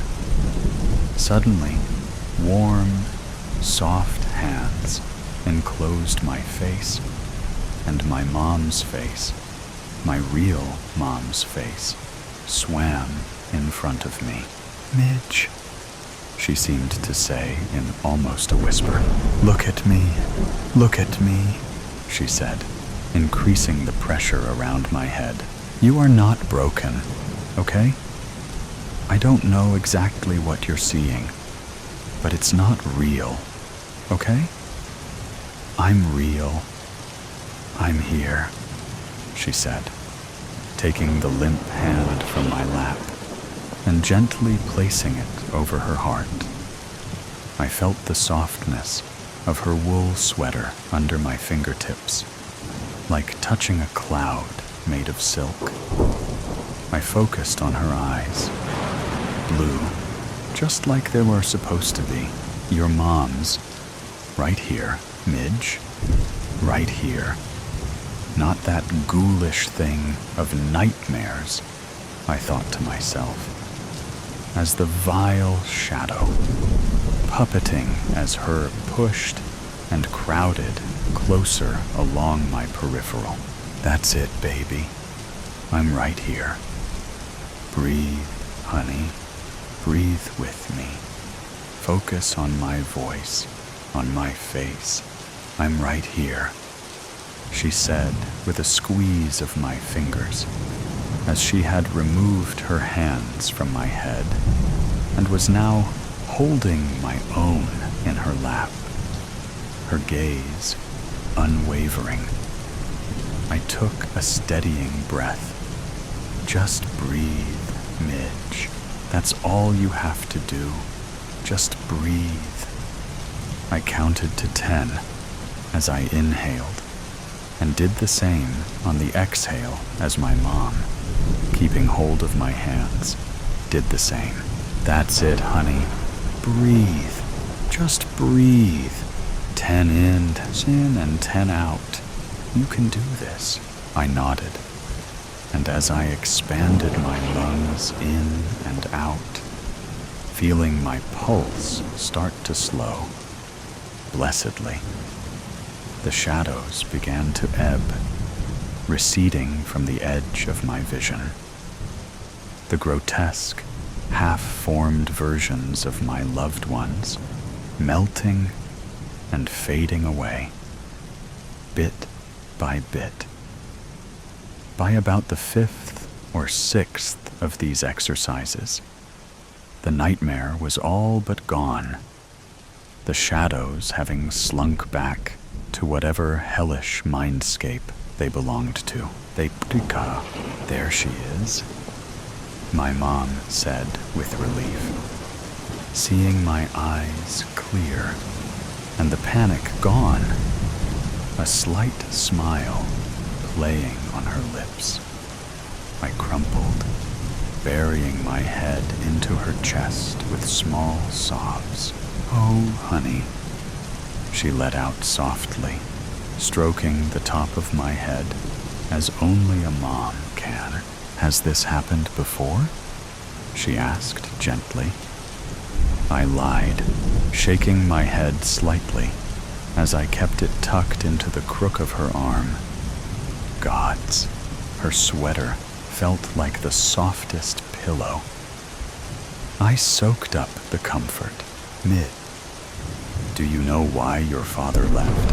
I whipped my head up, pushing out of her arms, taken aback by the subject change. Realizing I wasn't going to answer her, she continued, but her face took on a faraway look. as if trying to see through the smog of time to the not-so-distant past. Our family, both the men and the women, have always struggled to master themselves. We have the curse of extreme feeling, of intangible emotions strong enough to drown countries. And for some of us, that leaks into our dreams. And then, sometimes, those dreams, usually the darkest of nightmares, leak into our reality. She shifted her focus back to me and asked with a tilt of her head, "Do you understand what I'm saying, Midge?" "No, not really," I mumbled, swallowing and tucking a loose strand of hair behind my ear. My mom leaned forward, using her thumbs to wipe away my residual tears, and took my hands in hers. "Honey, what were you feeling? What did you see?" she asked, her blue eyes piercing. I don't know," I said, avoiding her gaze. "I was sitting in class, trying to take my test, and, well, I wasn't sure of some answers. And then I was thinking about Dad, and I panicked. Then the nightmare started.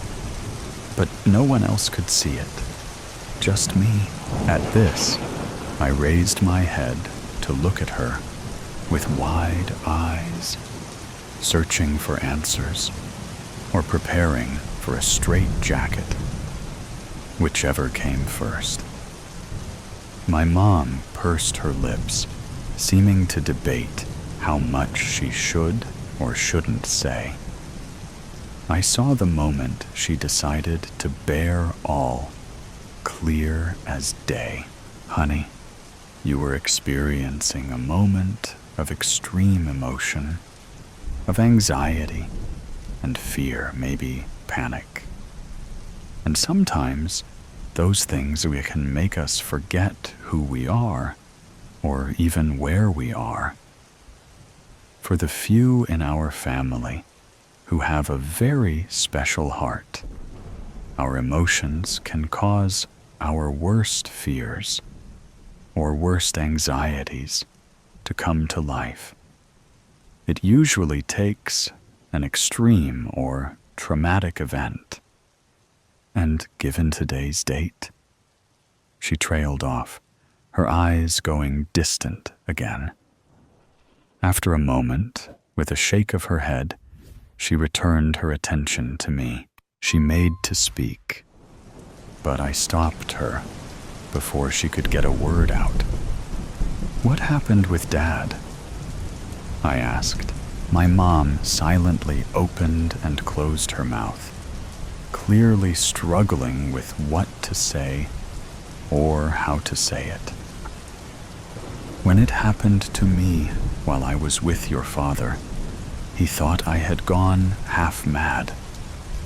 Mine was a nightmare too, a wretched one that had me crouched in the corner like a rabid animal. Once we learned of our family history and what some of us have to deal with, he decided he didn't want to stay with someone who couldn't trust her own emotions, her own feelings, whose reality and dreams tended to mix and meld until they were one and the same." My mom's voice got progressively softer as she spoke, until it was barely above a mere whisper. "I'm so sorry, Mom," I said, taking hold of her hands and squeezing her palms. "That's all right, sweetie," she responded with a grimace, tucking another strand of chocolate brown hair behind my ear. "You know why?" Her eyes twinkled mischievously. My brow scrunched as I tried to find anything good in what had so far transpired, or what I'd been told, because, my mom said, clearly seeing I was coming up empty, it's not just the bad dreams our hearts can bring to life. She smiled, placing a hand upon my cheek, rubbing small circles against my skin with her thumb. It's the good ones, too. The perfect coincidence. When Maggie first found the old postcard at the bottom of her grandmother's drawer, she thought nothing of it. It was a typical postcard, nothing spectacular. The image on the front was of a sunny beach with the words, "Greetings from Seabrook," printed in bold letters above a view of the ocean. But the back was what made Maggie freeze, written in smudged ink in a neat, looping script were just 2 lines. "I'll be there at 5 p.m. Don't forget the blue umbrella. It'll be our sign." There was no date, no name, just a message. Maggie wasn't sure why, but it sent a shiver down her spine.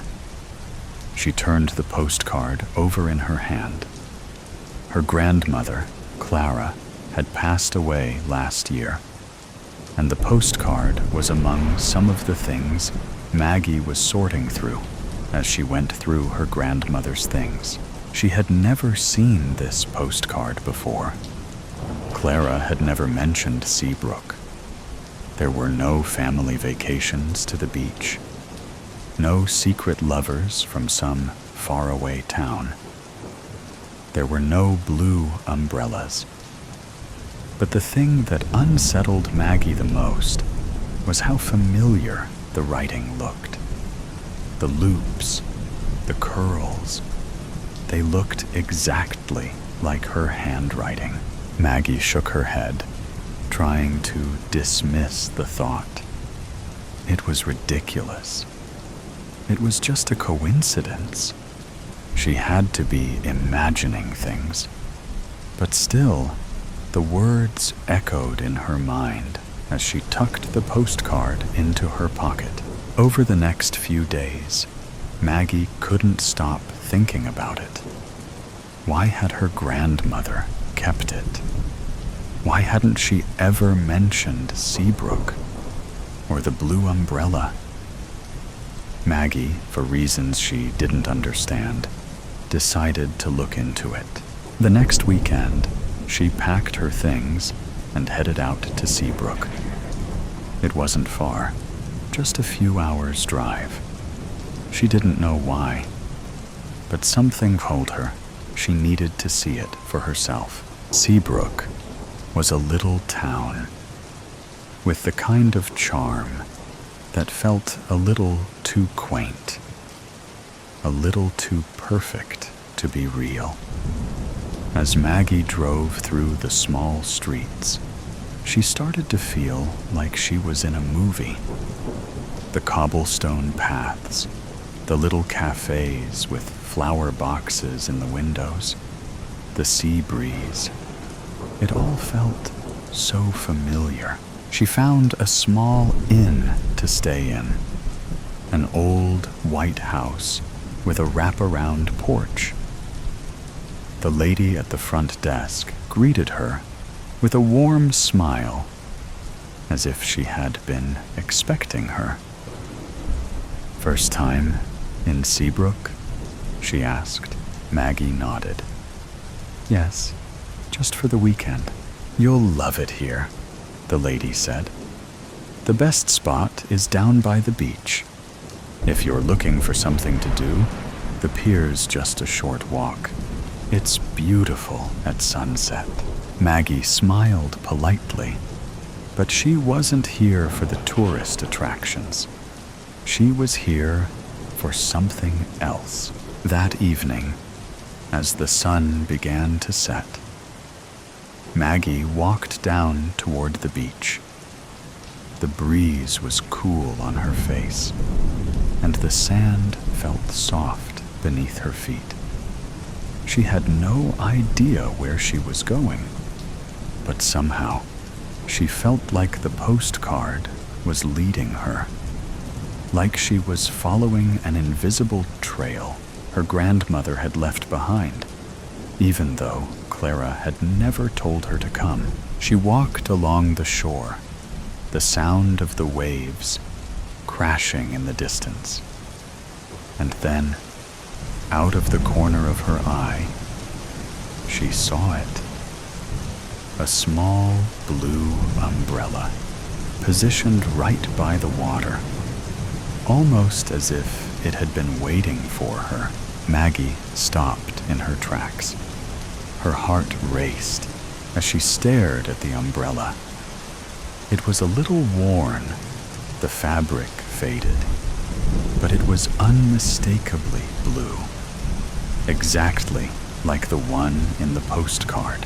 She approached slowly. There was no one else around, just the umbrella, the sound of the waves, and a growing sense of anticipation. As she reached the umbrella, she saw a bench nearby, old and weathered, its paint chipped from years of saltwater exposure. But what caught her eye next was the piece of paper resting on the bench. It was folded neatly, like a letter with a small, familiar scrawl on the front. Maggie, open me. Her hand trembled as she unfolded the paper. It wasn't a letter, though. It was another postcard, identical to the one she had found in her grandmother's drawer. The same beach, the same Seabrook at the top. But this time, the words were different. I'm here, just like I promised. Meet me where the ocean touches the sand. The blue umbrella will be your sign. I'm waiting. Maggie's heart skipped. This can't be happening, she thought, almost breathlessly. She glanced around, but the beach was empty. No one was here. No one had been here, and yet, somehow, she felt drawn to the spot, like it was a place where time and reality blurred. Clara? She whispered, almost as if speaking the name aloud would make something happen. But there was no answer, no sign of anyone nearby. She sat down on the bench, the postcard in her lap. The sun was almost fully set now, painting the sky with shades of pink and orange. Then, a figure appeared at the edge of the beach. Maggie's breath caught in her throat. The figure was too far away to make out clearly, but something about the silhouette seemed so familiar. The way they moved, graceful and sure-footed, as if they had walked this very spot 1,000 times. Maggie stood, unable to keep herself seated. She took a few tentative steps toward the figure, her eyes squinting, trying to make sense of the shadow. The person grew clearer as they approached, and Maggie's pulse raced in her ears. It was her grandmother, Clara, standing before her, looking younger than Maggie had ever remembered. Her skin was free of the wrinkles it had when she'd passed. Her hair, though graying when she died, was now thick and dark, cascading down her shoulders. She smiled, a soft, knowing smile that made Maggie's heart ache. Grandma, Maggie whispered, her voice barely audible. Clara nodded, her smile deepening.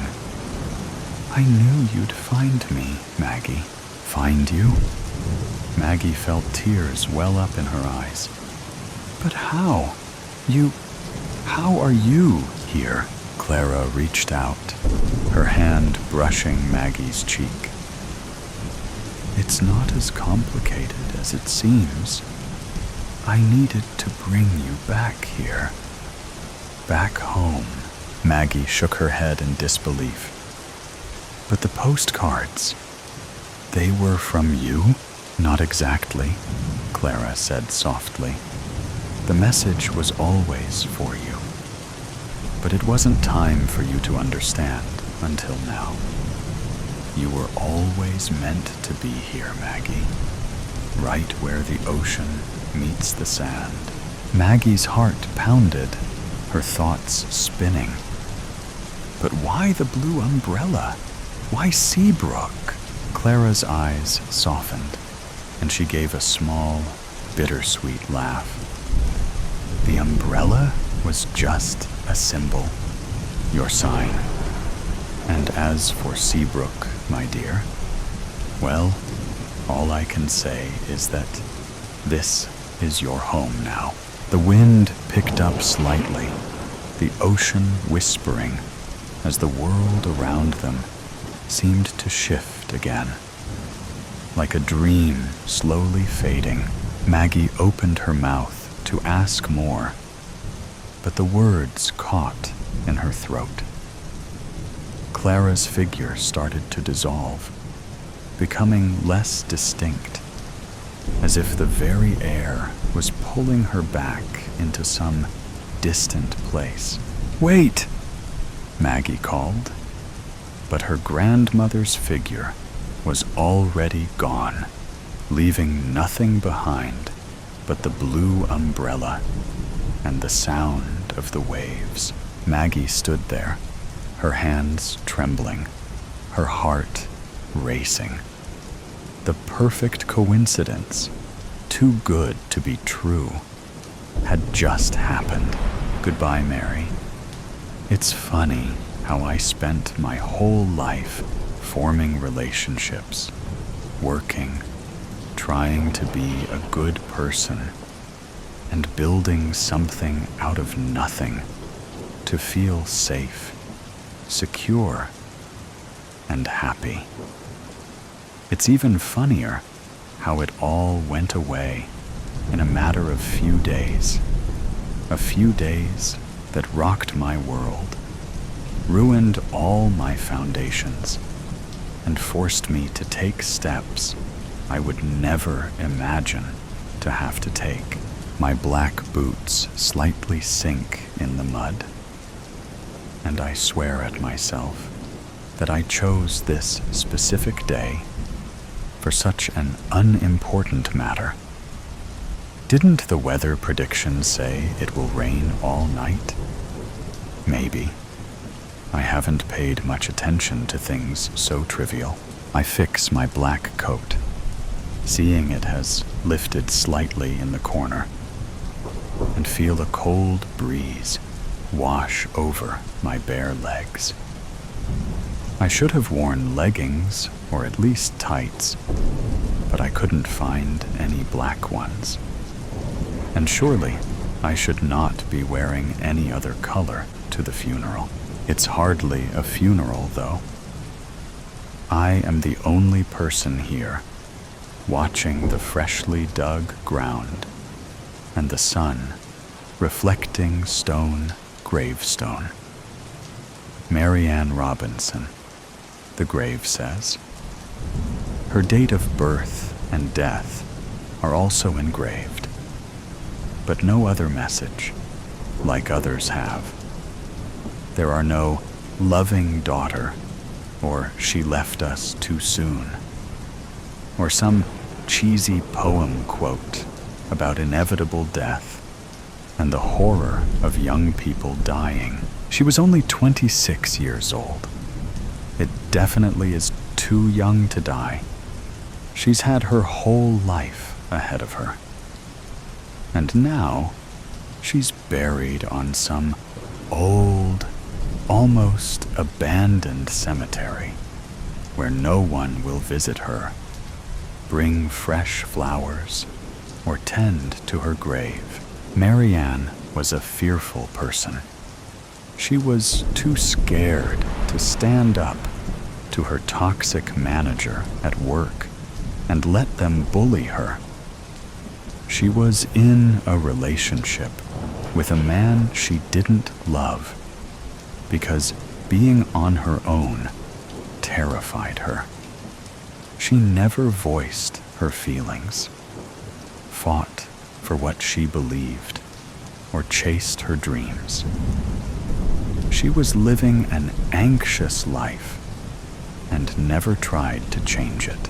I sit down at the bench just a couple of steps away from the grave, and I keep looking at the stone as if it is going to speak to me, give me some words of comfort or reassurance.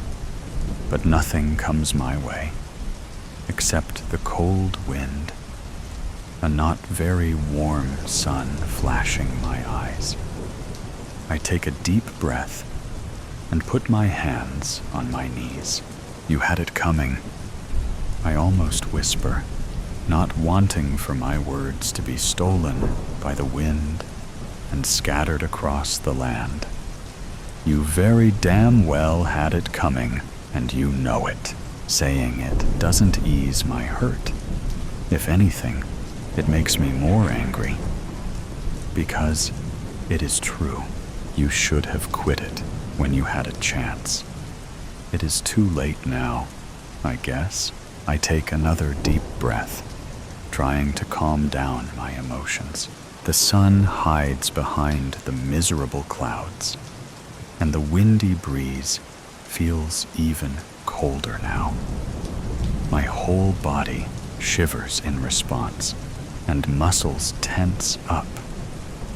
A mostly cloudy and cold day is a perfect setting for funeral. Makes it easier to leave the graves behind and dive into the warmth of a car or a house. But not me. I can't leave just yet. Not until I finish what I started. Marianne lived in a belief that if she consciously stayed out of trouble and allowed people to walk all over her, she would be at peace. It worked for a while. The problems didn't seem like problems back then. She forgave everyone who hurt her, never questioned anyone's actions or motives, agreed to everything she was thrown at. It was the ultimate goal, wasn't it? Until it stopped working. The trouble came looking for her, and she couldn't keep it away, regardless of how hard she tried. That was the first time she fought back, stood her ground, and followed her beliefs. It wasn't enough. It was never going to be enough. And now, she's stuck in this endless loop of bad decisions she can never make right.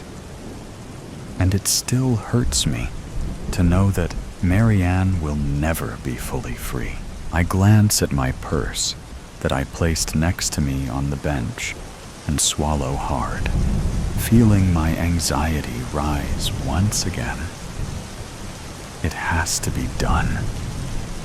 I remind myself, hoping it will bring me some courage. It doesn't, but it was worth a try. It has been a while since that information has been dropped on me, and the steps I need to take been explained. I have had enough time to process and digest everything, yet I'm still worried. It is an incredibly serious situation, and I cannot predict how this will affect me in the future. yet I have no choice. The worst thing has already happened. Now, I just have to keep covering my tracks to stay hidden, stay a shadow that no one can catch. And killing Marianne Robinson was the first step. I reach for my bag, take out her passport, and a small, handheld shovel. The top corner of the passport is already snipped off, as per the instructions from the government received when I registered Mary's death. The next steps seem easy to make, but yet feel the hardest. They feel final, as if killing someone is not final enough. Reluctantly, I open the passport and look at the photo. I used to look so mediocre back then, with my uneven fringe, refusal to wear any makeup, official and modest clothes. I didn't even smile for that picture. Apparently, it was the rules. I then glance at the name written next to the photo, and I take another deep breath. My passport is still valid for another 2 years. Or it would be, hadn't I cut off the corner. But it doesn't matter. I am dead. Officially, I had to die. The work I will be doing is dangerous, risky, and very important. All the ties to my previous life had to be cut, and that's why Marianne had to die. For Cassie to be born. I approach the grave and kneel on the grass. With a pounding heart, I dig a foot-deep hole into the fresh ground and gently place the passport there. After filling the hole back up, I stand up and keep staring at my grave. "Goodbye, Mary," I whisper, with a single tear rolling down my cheek. I don't wipe it. I allow it to slowly drop on the ground. In the name of the park, they say you never really know what someone is like. Not truly. Life has a funny way of showing you. Coincidences, they call them. Those little twists of fate that seem too good to be true. Like how, just as the park started filling up with the wrong kinds of people, they all began to disappear, one by one. Strange, isn't it? I've lived here for decades. In this little house, with its flower boxes and its white shutters, watching the seasons change, watching the people come and go at the park across the street. For so long, the park was perfect. Flowers bloomed each spring, and the trees provided shade for the frolicking that took place under them. The good people were always there, the ones who respected it. There was Mrs. Calloway, who had walked her poodle, Franz, at the same time every morning for 20 years. There was George, the retired schoolteacher, who read his newspaper on the same bench while sipping his thermos of coffee. The mothers with their strollers, the elderly couples arm in arm, the joggers who nodded politely as they passed. These were my people. But then the bad ones came. First, it was the teenagers, those little delinquents with their cigarettes and their loud music, loitering around the swings, leaving their garbage behind. They carved their nonsense into the benches, foul words that I won't repeat, marking their territory like stray dogs. I scolded them at first, wagging my finger, telling them they should be ashamed. They only laughed. They had no respect for anything. Not for me, not for the park, not for the memories of the good people who had been there before them. But they weren't laughing for long. Then came the couple. The awful couple who would play disc golf and argue the entire time. He was a burly man with a voice like a fehorn, and she was a waifish thing, shrill and unrelenting like a bird. They didn't just argue, they screamed, and I even think they smoked marijuana. I would try to enjoy my walks, but their voices would pierce through the trees, ruining everything. Clem, Ollie, and Marcus, my Yorkies, would cower in fear as they approached us.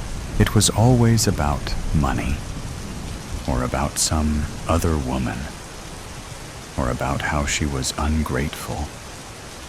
And he was a brute. She used much more colorful language. The sound of their discs clattering against metal mixed with their venomous words, polluting the air. Their presence felt like a stain on what should have been a sanctuary, a place of peace. I could almost hear the park groaning under their weight. And then there were the worst ones of all. The dealers. I noticed them sneaking into the park, lurking by the back benches where the trees grew thickest. They wore hoodies, their eyes darting around as they exchanged small bags for crumpled bills. I knew exactly what was happening. I'd seen enough crime reports to recognize the signs, and to think they were doing this when there were children and teenagers in the vicinity. The neighborhood wasn't safe anymore. My park wasn't safe. I saw them whispering to people who passed by, shifting anxiously, always watching their backs. I knew their kind. I had seen the stories on the news. Violence always followed them, and the police did nothing, and yet people ignored it. They walked past, either too afraid or too indifferent to say anything. I called our local police station, and they only told me they would send an officer to check it out. I will tell you, this did not happen. As I watched from my window and saw no police officers in the area, I did report this as well, but I knew the truth. If you want something done right, you must do it yourself. I had to do something. You can never judge a book by its cover, they say. People look at me and they see an old woman, slightly hunched, dressed in my sensible sweaters and shoes, walking my 3 little dogs. They see my tidy house with the white shutters and the flower boxes, and they assume I am exactly what I appear to be. They don't see the woman who was married to a cruel man for 20 years, who learned how to endure, how to be patient, how to bide her time until the right moment came, who realized sometimes something must be lost to be gained, as was the case in preserving peace for my 3 sons. They don't see the woman who grew up on a farm, who learned early how to break a chicken's neck in one swift motion. They don't know how strong my hands really are. Desperate times call for desperate measures, don't they? The teenagers were first. It wasn't hard. One of them, a particularly mouthy one with a sneer that made my blood boil, was walking home alone one night. It was almost too easy. A single strike with the tire iron I kept in my shed, and he crumpled like a rag doll. He and his friends did not hang out at the park after that, so far as I could tell. It was strange how quickly the others took the hint. The arguing couple was next.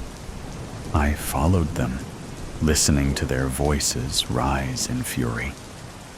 They were on the edge of the park, past the old fence, where no one went anymore.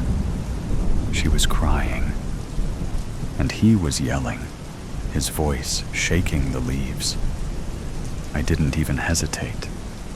A push was all it took, just one push, and his big, lumbering body toppled over the edge of the ravine.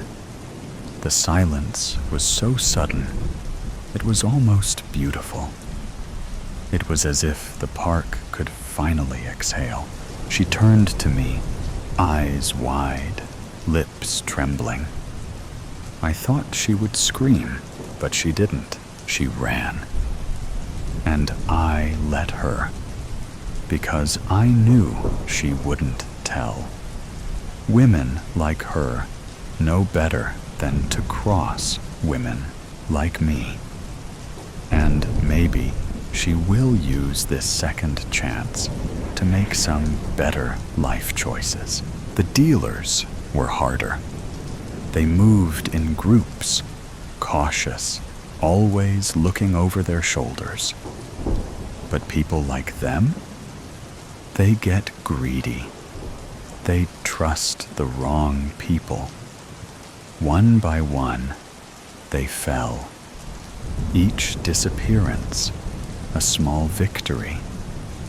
The police didn't even look into it too hard. Junkies, they called them. No big loss. I made sure they disappeared quietly. A little patience, a little careful planning. No one questioned it.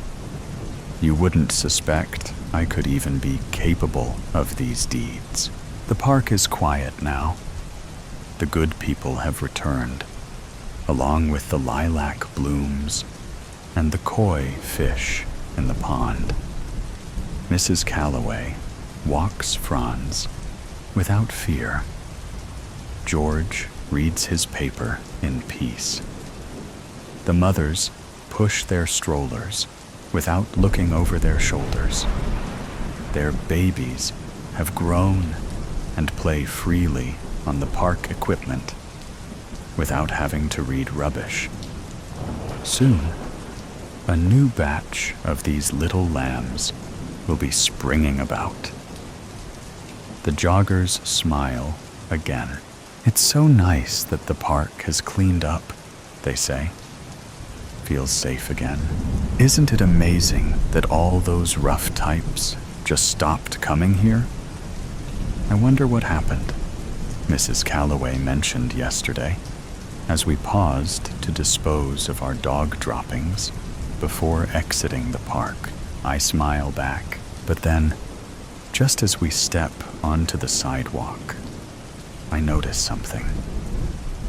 A new teenager sitting on the swings, head down, hoodie pulled tight, just sitting, watching.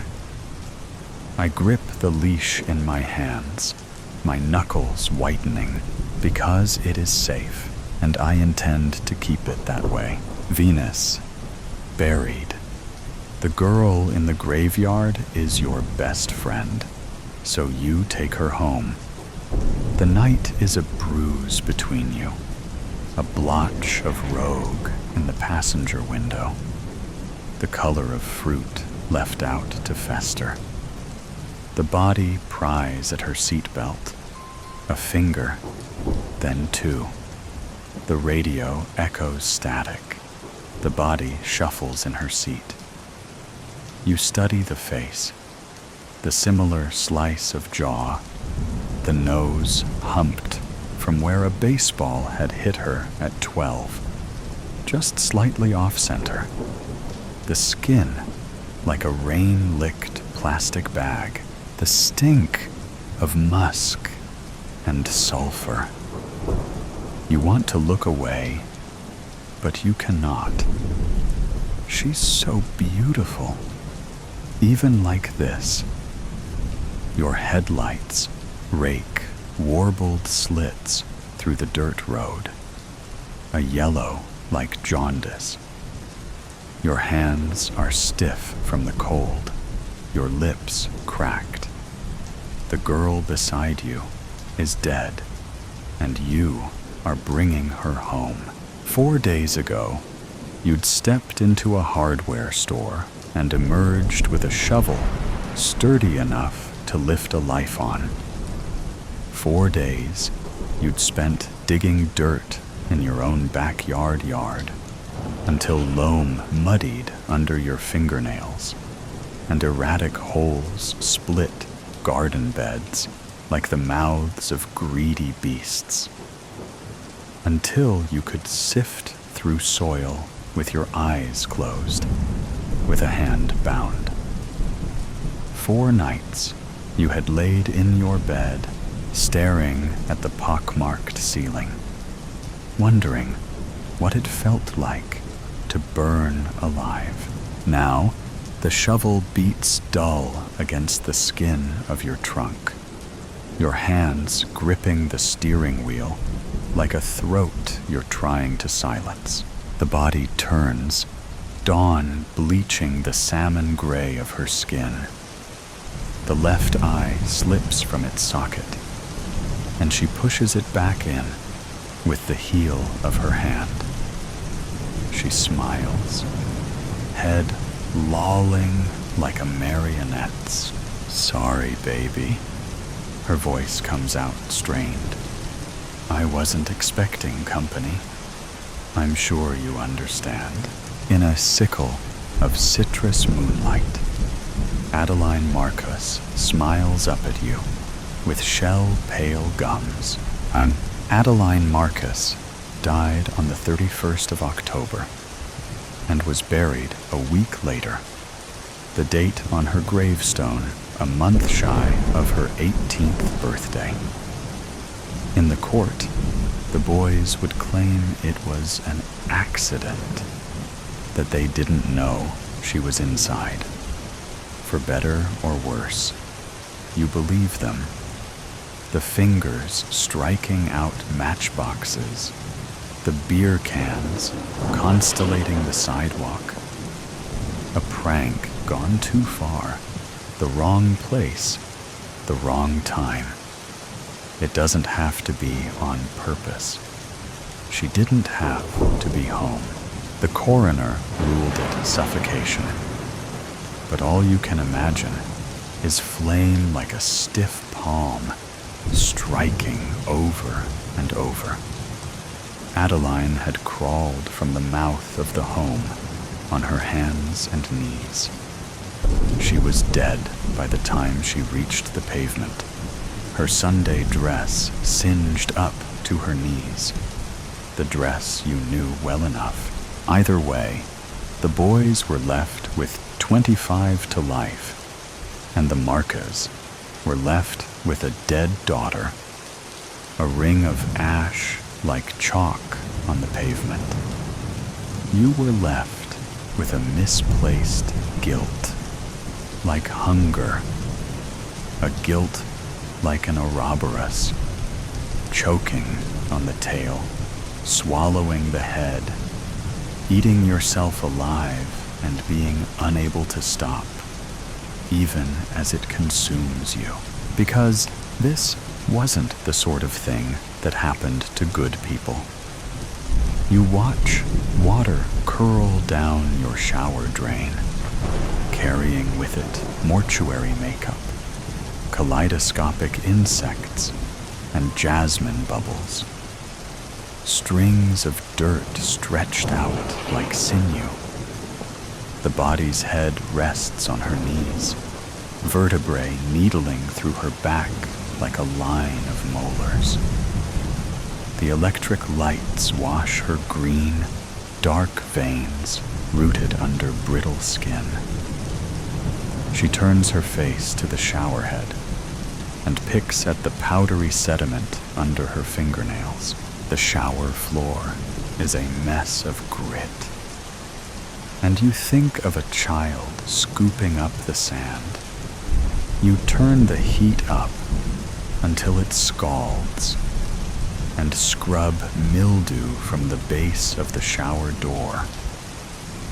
You think, if you can only get everything clean, everything will be all right. She turns her head and looks at you through eyes obscured by glass paneling.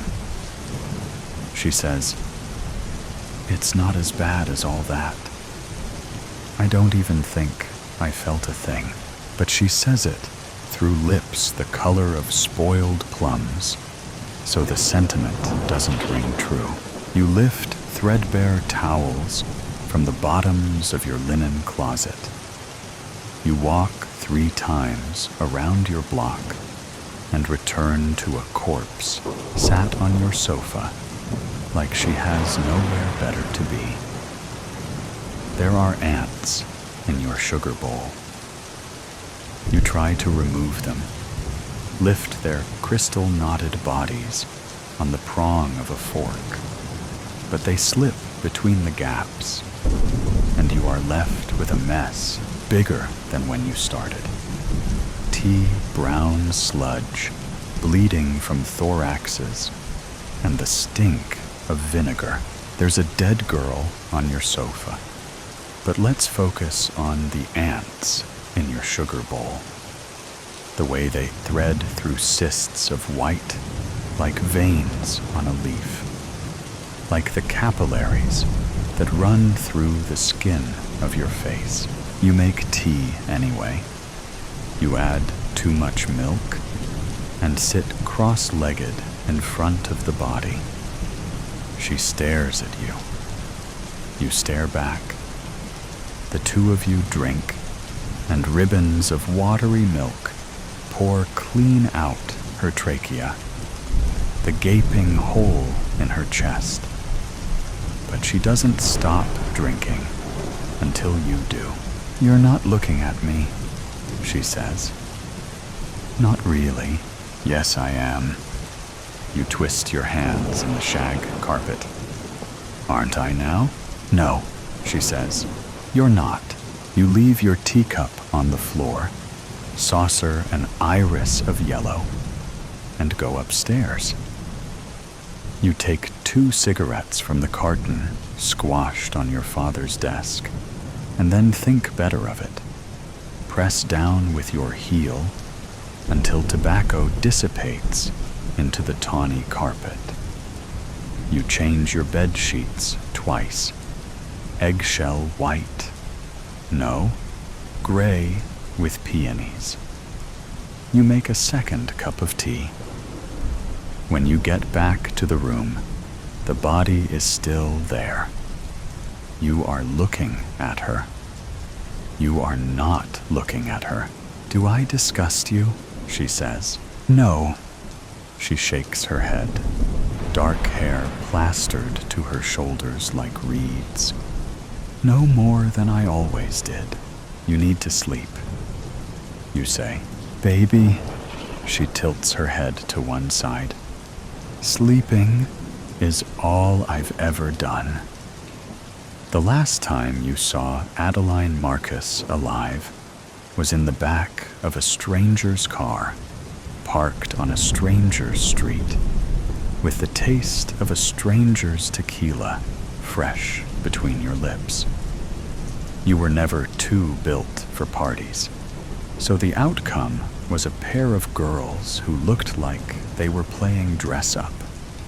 Blousy dresses with sleeves like a nun's, thrift store necklaces noosing your necks, shoplifted lipstick, which she hid beneath her mattress, more wax than pigment. But in the citrus peel of street lights, in the low trill of distant music, the two of you looked beautiful.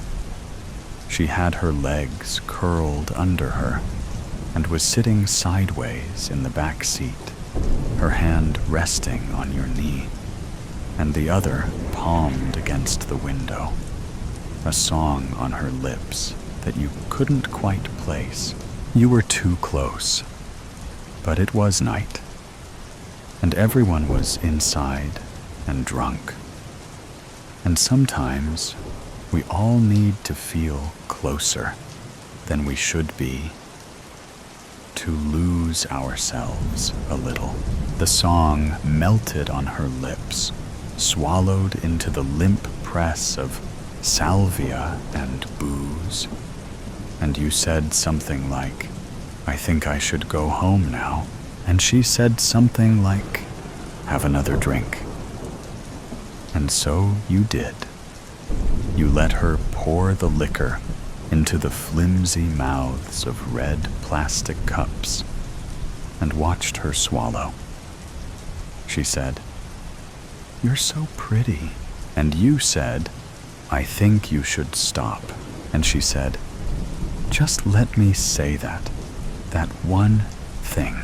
And you wanted to say, "Stop fucking looking at me like that." And you wanted to say, "I want to crawl inside you and make a life for myself in the city of your mind."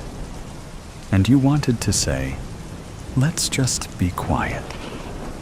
Let's just not talk. Let's just not ruin a good thing by telling the truth." Instead, you pushed open the passenger door, stumbled out onto the skin of vein blue sidewalk. "I'm going home now." The body lays with her back to your bed, hands worming in the floral sheets, chestnut hair spilling across her throat, past the ballpoint pen-marred bedposts, over the gray skin of her forehead. You are thinking about the silken mouth of a coffin. You are thinking of how she looked when you pulled her from the rose mouth of heaven. The radiator hums. A lace curtain bellies your open window.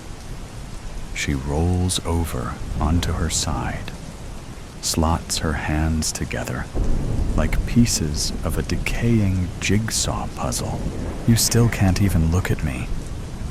Her mouth moves too slowly, words like chewing gum. "Why am I here, Bet? What's it for?"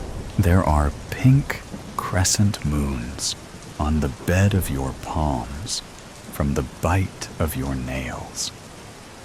She pulls her knees to her chest, and a bone cracks. She pulls her knees to her chest, and a molar tumbles from between her keyhole lips. "You can only love me when I'm not here. You can only love me when there's nothing left to love." You press your cheek to the cool spread of linen beside her. You listen to the steady beat of your heart, the way you can feel it in your fingertips, entirely singular. "Don't tell anyone." You say, Did you want it to die with me, Beta? She shifts, and her hair falls against the nape of your neck. Were you glad it was silenced? Don't tell anyone. You say again. She sighs, lays herself back down, so you're face to face. Crooked nose, eye pulling from its socket. The onset of gray-green decay wreathing her jaw. The smell of soil and rot and cicada-heavy nighttime. Who could I tell? She brushes your hand. I'm not really here. And suddenly, you can imagine it is your fists splitting beer cans in two, like overripe fruit. It is your fingers on the matchbox, your fingers striking out. But you both know the house would still be on fire. And you both know you'd leave alone. You take her hand. You put your face in the crook of her neck and beg forgiveness from a ghost. Echoes in the dark. Michelle Byers woke to the hum of the oxygen machine and the sterile white glow of hospital lights. She had survived the crash. Her husband, Daniel, had not. They told her she had been unconscious for days, and in those days, the world had stolen her sense of normalcy. Recovery was grueling. Her body ached, but her mind suffered more. The doctors diagnosed her with narcolepsy, an after effect of the trauma. She struggled to distinguish wakefulness from the strange visions that plagued her. But nothing prepared her for what came next. Chapter 1. Fractured Pieces. The house felt empty without Daniel. Michelle moved through the rooms like a ghost herself, touching the furniture, the framed photographs, the tiny details of a life that had once been whole. Every object felt sacred, preserved in time, but also hollow without him. Then the strange things began happening. The first time, she thought she was imagining it. She walked into the kitchen one morning to find Daniel's favorite coffee mug on the counter. It wasn't just there. It was filled exactly as he would have made it. 3 sugars, 2 splashes of cream. She froze. Her breath came in quick, shallow bursts. She reached out with a trembling hand and touched the ceramic. It was warm. Did I do this? She whispered to herself. She had no recollection of making the coffee. She dumped it in the sink, trying to push away the nagging thought clawing at the back of her mind.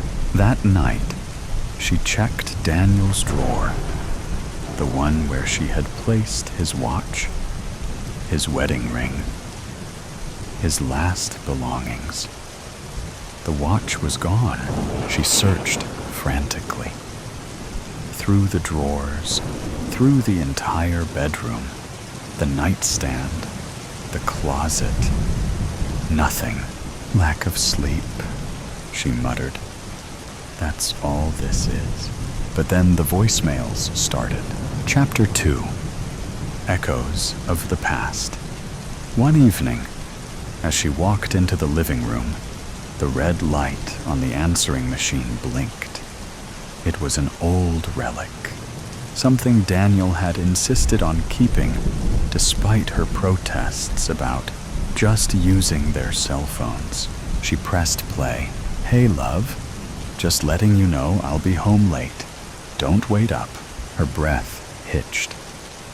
His voice, crisp and casual, like it always had been. Like he wasn't dead. Her legs buckled, and she collapsed onto the couch, pressing her hands to her mouth. She checked the timestamp. The message had been left yesterday. She deleted it. An error it had to be, but it happened again and again, every few nights. The same message, with slightly different wording. Sometimes it was just a simple, "Love you. See you soon." She played one for her friend, Angela. Angela's face paled. "This is some sick joke. I swear, I'm not making this up." Angela reached for her hand. "Michelle, this isn't healthy. Maybe it's your condition. Your doctor said hallucinations are possible with narcolepsy." Michelle recoiled. "You think I'm imagining this?" Angela hesitated. "I think grief can do strange things. And you haven't been sleeping." Michelle didn't argue. What was there to say? She made an appointment with her doctor, who prescribed sleeping pills to help regulate her sleep cycles. Chapter 3. The Stranger in the Coffee Shop. For weeks, the house was quiet. No misplaced objects, no strange messages. It was almost as if, by sleeping more, she had sealed whatever crack had let the past bleed into the present. Then she saw him. She was at a small cafe downtown, sipping on chamomile tea, staring blankly at her phone. It was an overcast afternoon, a steady drizzle coating the streets outside in shimmering gray. The bell over the door jingled, and a figure stepped inside. Her breath stopped in her throat. Daniel, sitting at a table near the window, laughing, his eyes crinkling in that way they always had. A woman sat across from him, stirring her coffee. Michelle's heart pounded as she stood, nearly knocking over her cup. She stumbled toward the door, her vision tunneling. Outside, the streets were a mess of honking cars, sloshing tires, and blurred figures. She tried to cross, barely noticing the screech of brakes and a driver shouting at her as she nearly stepped in front of a cab. By the time she made it to the other side, Daniel was gone. She pressed her hands to the cafe window, her breath fogging up the glass. No, no, no, no. Her hands shook as she pulled out her phone and called Angela. "He's alive," she gasped. "Angela, I swear to God, I just saw him." Angela's voice was strained. "Michelle, that's impossible.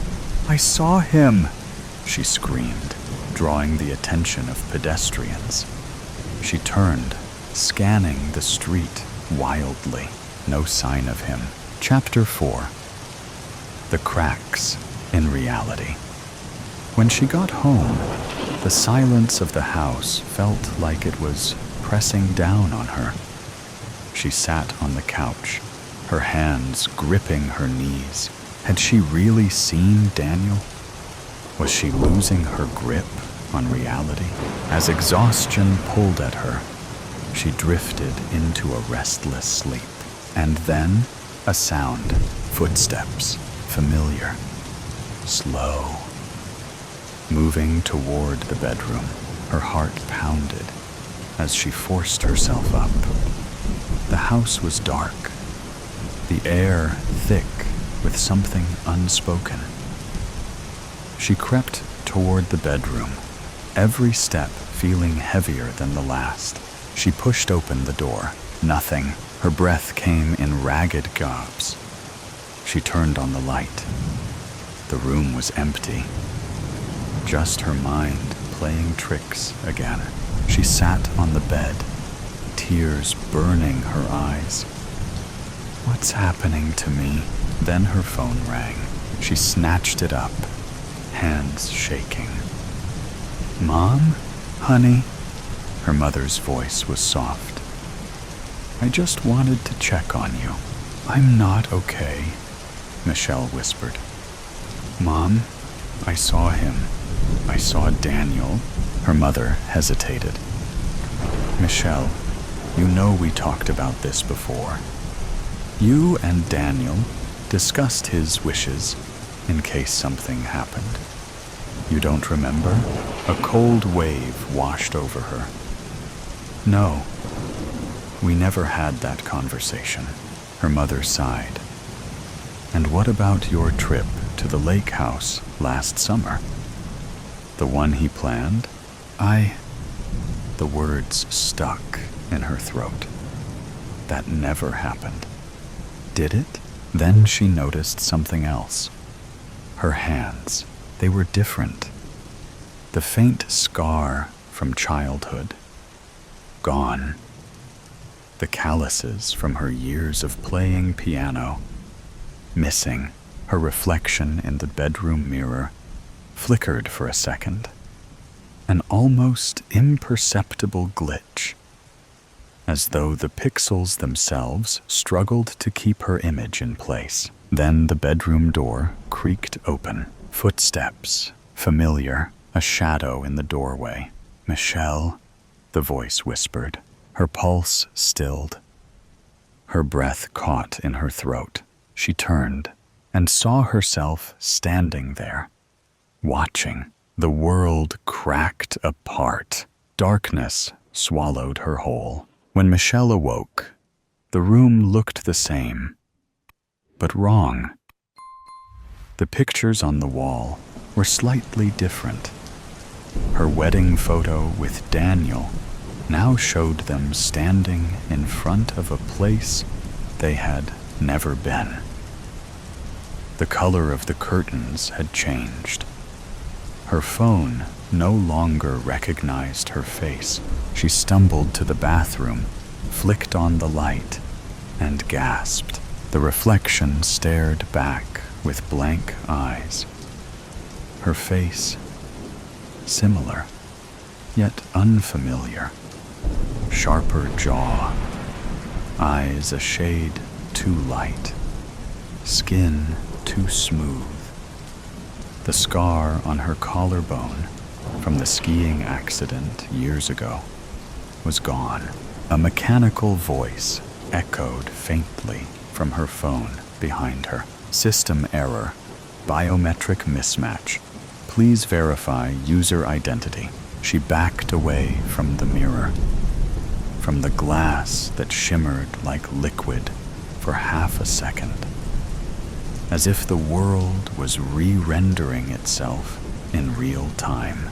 She opened drawers, desperate for something familiar, something hers. But the clothes weren't hers. The books on her shelf bore her name as the author, only she'd never written them. The covers depicted surreal scenes, cities made of bone, people with stitched smiles, hollow-eyed children staring up at crimson moons. She ran outside. The street was there, but so quiet. The sky above was bruised purple, the clouds tinged with red. No birds, no wind. Every person she passed moved too slowly, their limbs jerky, robotic. They didn't blink, didn't speak, didn't see her. Michelle walked in a daze. her breath fogging in the warm air. The newsstand still had papers, but the headlines made her stomach twist. Temporal leak worsens. Memory replacements imminent. Global consciousness sync delayed. Users report phantom lives. Version control glitch detected. Subject 487. M. Byers. Flagged for recalibration. Subject? She turned to flee, but froze when she saw the cafe. The same cafe where she'd seen Daniel weeks ago. And there he was again, laughing, alive. Wrong. Sitting across from someone with her face. The other, Michelle, turned, and their eyes met. The world paused. A buzzing started low in her ears, rising to a high-pitched shriek. The people froze mid-step. The air shimmered. The other Michelle stood slowly and began to walk toward her. Michelle backed up, stumbling into a metal pole. A nearby screen flickered to life, displaying the symbol of an eye with fractals radiating outward. Then, a voice spoke from nowhere and everywhere. Welcome, Subject 487. Consciousness sync complete. Version displacement detected. Initiating purge. Michelle screamed, but there was no sound. Only light. And then oblivion. Epilogue. Static. In a bright white room with no doors, Michelle sits at a desk. Her hands type furiously on a keyboard that glows with symbols she doesn't recognize. On the wall, a screen shows surveillance feeds. Dozens of herselves navigating fractured realities. Some crying, some lost, some laughing beside Daniel. A door finally opens behind her. A figure enters. It's her again. This time, dressed in clinical white, clipboard in hand. Her eyes are cold, unblinking. Reset failed. Clipboard Michelle says. They always fight it. Desk Michelle whispers. They remember too much. Clipboard. Michelle tilts her head. Try a deeper extraction next time. Desk. Michelle nods, tears streaking down her face. Which one is the real me? The clipboard falls to the floor. No answer. The light flickers. The room glitches. And somewhere, in another version of reality, a woman named Michelle Byers wakes up again. To the hum of an oxygen machine and the sterile white glow of hospital lights. Was it all a dream, or was this the dream? She doesn't know anymore, and maybe she never did. The couple in the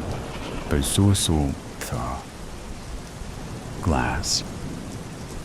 The first time she saw them, she didn't think too much of it.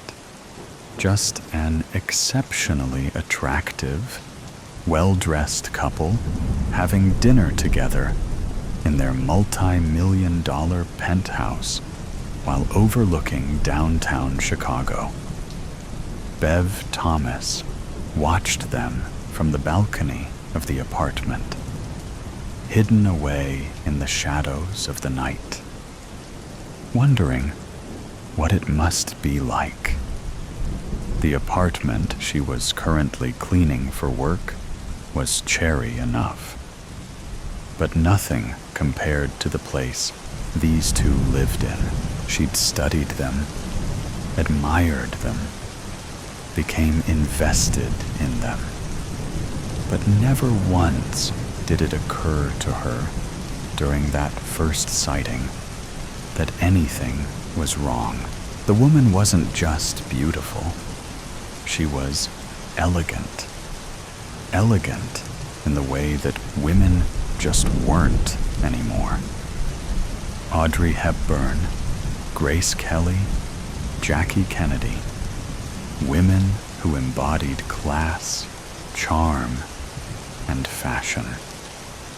The woman in the window looked as though she belonged on that same list, regardless of the fact that she was completely unknown to Bev. She wasn't a celebrity, wasn't an actress or a singer, and Bev didn't recognize her from the world of politics. She was just a stunning, refined, angelic individual who looked as though she'd descended from heaven itself to grace the earth with her beauty. She wore a ball gown of sorts, pale yellow, and doused in what Bev could only imagine were real diamonds from the way the material shimmered. Bev couldn't help but allow the jealousy to set in. How could one person have it all? If her looks weren't enough, there was the man seated across from her. He was unrealistically handsome. She was convinced he'd had work done to make him look that way, like he'd just arrived from a factory somewhere. But inside, she doubted it. Something about his face told her it was all natural. He landed somewhere between Paul Newman and Henry Cavill. From the Newman side came the piercing blue eyes, so deep in color that Bev could see them clearly from the balcony across the boulevard. The stubble of a full beard gave him the timeless, rugged quality. But then came the Cavill features. A strong, chiseled jaw, a full head of wavy auburn hair, and a physique that looked as though Michelangelo had risen from the dead and carved it himself. Bev's life could have stayed perfectly normal if it had only been that one time, but it hadn't. She cleaned that apartment 5 nights a week for an owner that was in town once a year, and every single night she found them in that exact same spot, just looking at each other. The second time, she found herself talking out loud about it. After all, it was just her. The walls weren't going to be critical of her self-monologue. The hell are they doing? Every night? She whined as she dusted away at the shelving and priceless decor. If I had money like that, I'd never cook another thing ever again. Then it occurred to her, and she nodded to herself at the realization. Probably a personal chef brings the 5-star menu to their front door. Unbelievable. She watched them as they ate, trying to imagine what the steak and asparagus tasted like when you were that well off. But from what she could tell, they didn't seem to enjoy it all that much. Probably eat like royalty so much that the glamour wore off, she'd thought. She'd forced herself to ignore them after that for the entirety of the second night. It was when she arrived for her shift on the third evening that the situation started to feel off. Something just wasn't quite right about them. Third night in a row, and there they were, seating by the window, candlelit dinner and champagne. It was like watching someone's anniversary on a loop. That night, she didn't ignore them. That night, she actually moved a chair from the other side of the living room to the window where she could make herself comfortable as she stalked. She began to realize small details about them. Their clothing had changed, but their expressions were exactly the same. Stoic. As she watched their rendezvous unfold, she noticed that neither of them took a single bite of their meals or a solitary sip of their wine. Odd. Then there was Prince Charming's facial hair. The stubble had been there to begin with, but now the shadow of a budding neck beard was now showing. He hadn't shaved in a few days. It wasn't all that peculiar, but something about the couple told Bev that these weren't the kind of people who let hygiene go unattended. It was like the thing in the photo, not like the others. As she studied their faces, she noticed that they both looked exhausted, like they hadn't slept much. The final observation she made was that they never moved from those seats. When they did shift in place or push food around on their plates, their movements were subtle, almost careful. It became almost irritating for Bev. At first, she'd enjoyed daydreaming about what their world must be like, but now the show was becoming a bore. She moved the chair back to its spot on the other side of the room and ignored them as best she could for the rest of her shift. But when she returned for the 4th and 5th night that week, she found them there still, staring at each other and never moving. Saturday and Sunday she had off, but her mind was completely occupied by that couple across the way. It bothered Bev so much that Monday morning she decided to do a little detective work. She didn't have names to go on, so she went about finding them out. She made calls, did some internet searches, even sorted through city and county records to get any information that she could. It took her most of the day, but she finally found something. The penthouse on the 42nd floor on the left-hand wing belonged to a man named Doug Allen.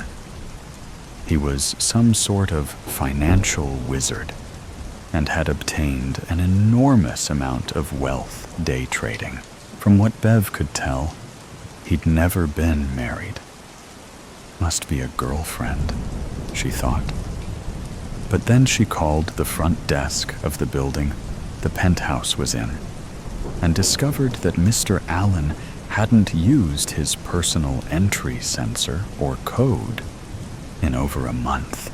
When she went in to clean the apartment that night, they were there again, sitting by the window, looking like a set of puppets.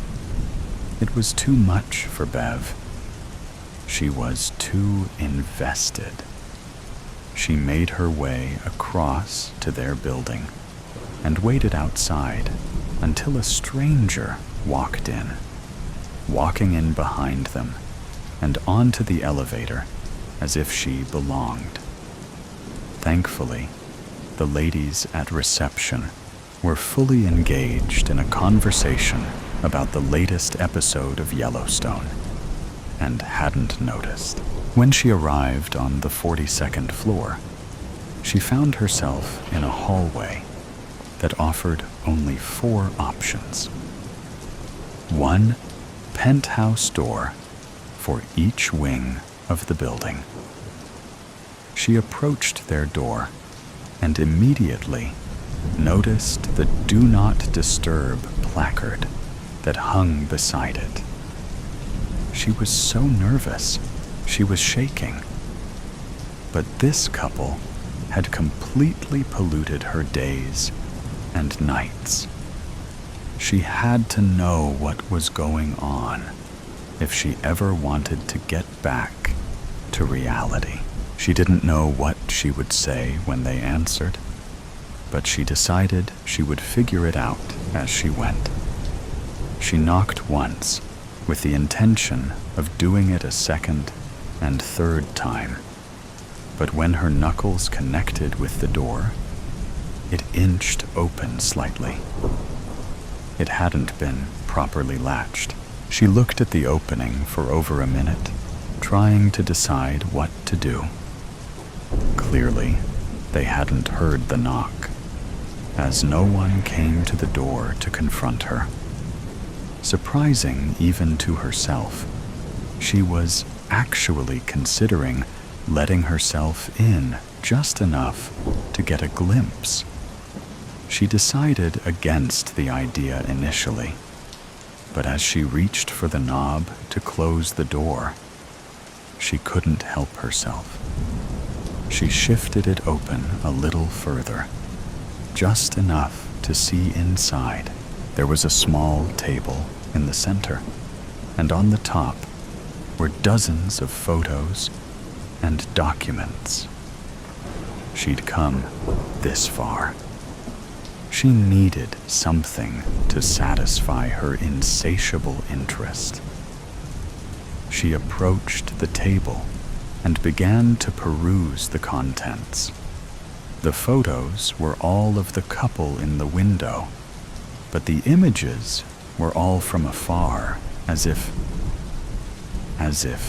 whoever had taken them had done so without their knowledge.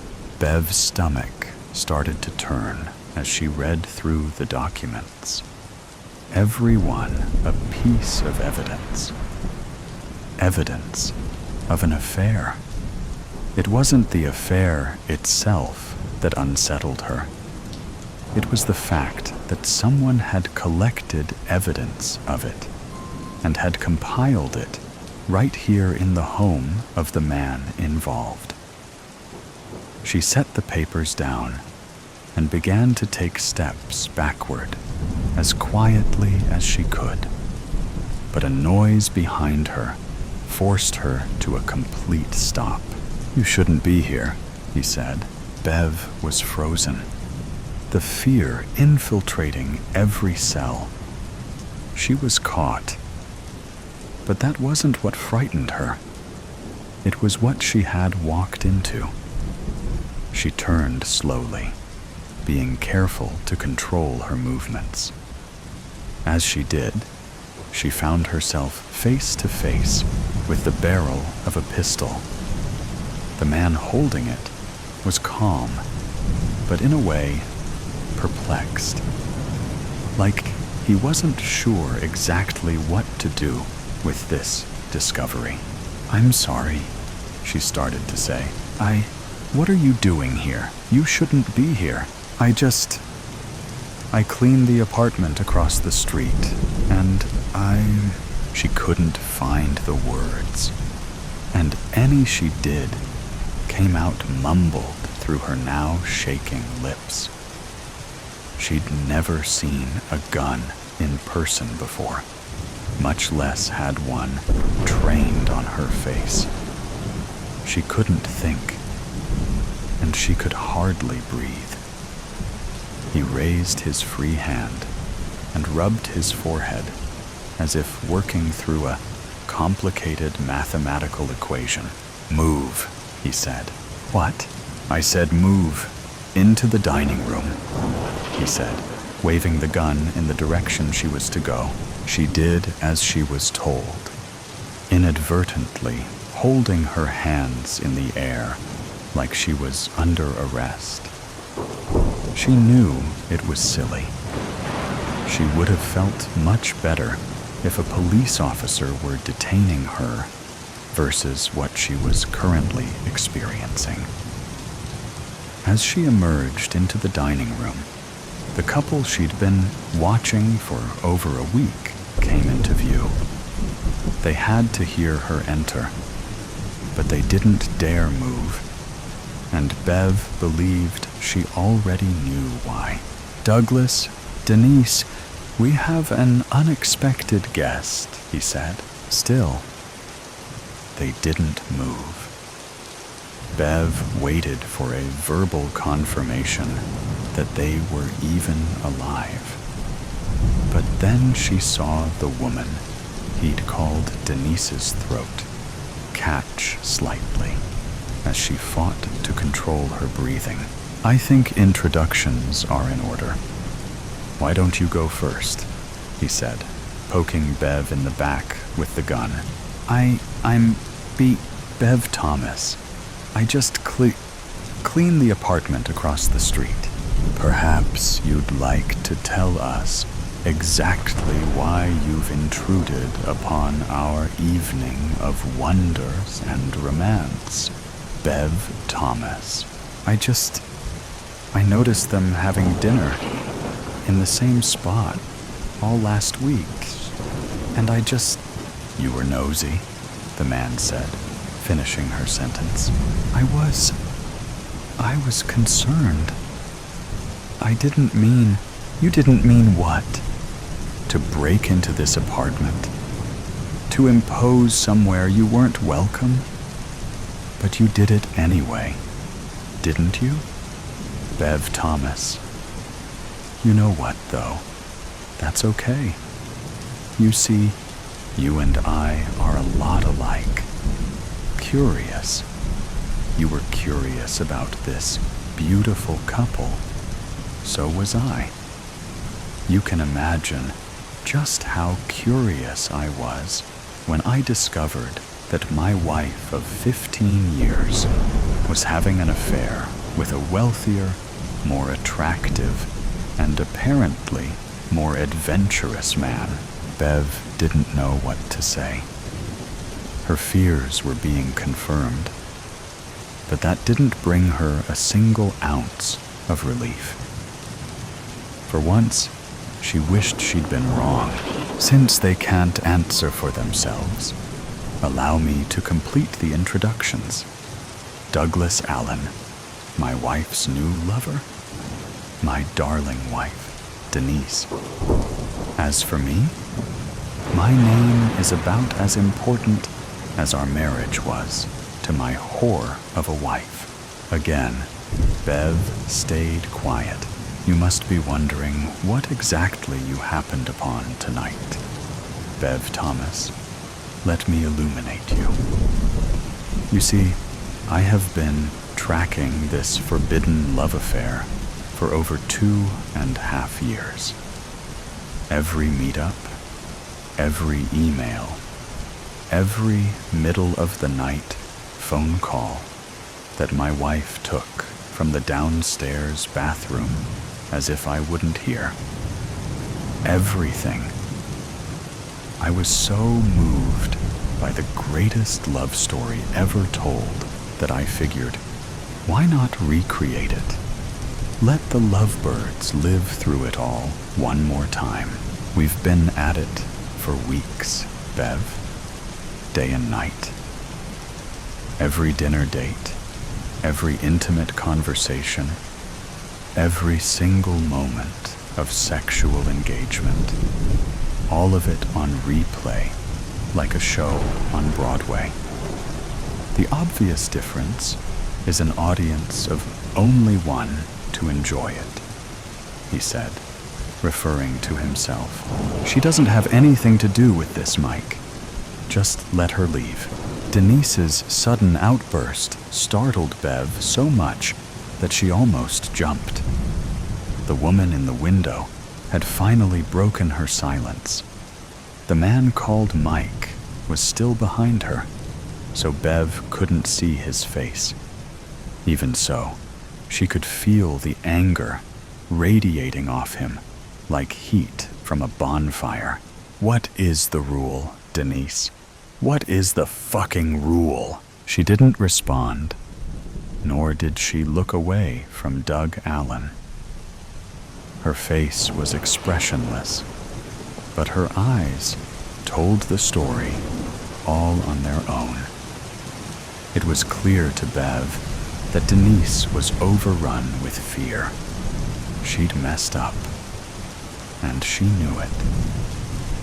Bev flinched as Mike's footsteps met her ears. He moved around her, making his way toward Denise, slowly and methodically, like a hungry tiger closing in on a wounded antelope. "I asked you a question," he said calmly as he arrived at the table. Again, she refused to answer. Mike sighed heavily and pulled something from his pocket. Before it registered what he had retrieved, the blade of the folding knife had flipped open and had been driven through Doug's hand, nailing it to the tabletop. Doug screamed out in pain, and Denise did the same. All the fear, anger, and misery exploding out of her.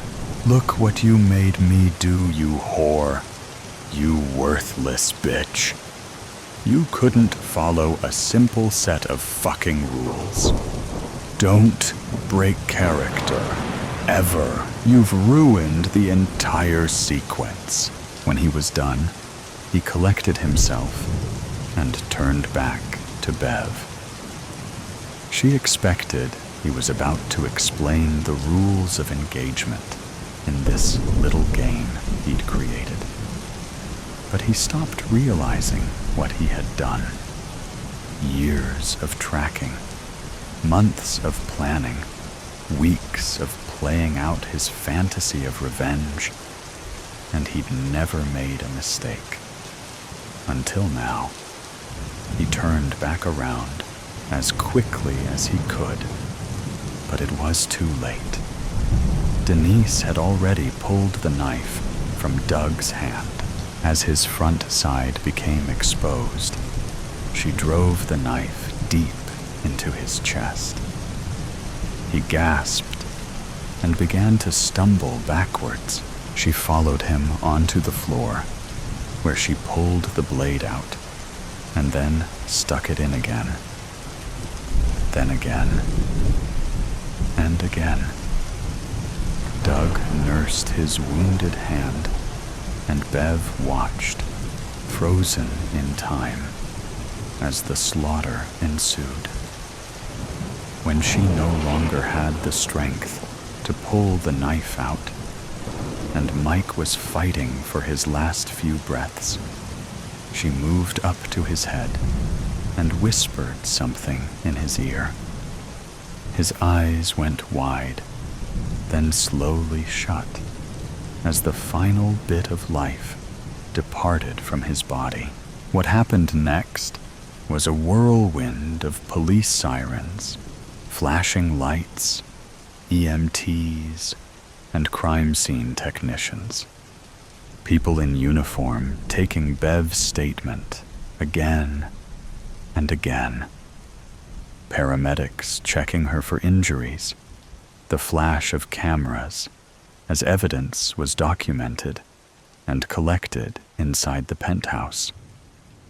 She couldn't bring herself to say much of anything, but she hung on every word as Doug and Denise detailed what they had been through while captives of a madman, driven to the edge of sanity by pure rage and jealousy. When the police had finished their questions, and just before the pair were swept off by an ambulance to receive further medical attention at the hospital, Bev had time to ask one single question. She approached the back of the ambulance and looked up into Denise's eyes. "There is so much I don't understand. I'm glad you're both okay. But what did you say to him?" At the end, Denise smiled to herself like she was about to reveal a childhood secret she'd always promised to take to the grave. She leaned down close so that she could whisper and still be audible. I told him the truth, that Doug and I knew he was following us for months, and we kept at it anyways. I told him that it made it that much more exciting that he was seeing everything we were doing, and it just made us want to do it that much more. I told him that, and I told him that the only thing better than Doug and I tearing into each other with him knowing was doing it all over again in front of his pathetic face. Before she could say anything more, the paramedics came and secured the doors. Bev watched, speechless, as the ambulance pulled away. Since she didn't have any injuries, she didn't need to go to the hospital. Instead, she went back to the apartment she was supposed to be cleaning. Lost in thought, she wandered over to the window, looking up to an empty table in the penthouse across the street, where she'd first seen the couple in the glass.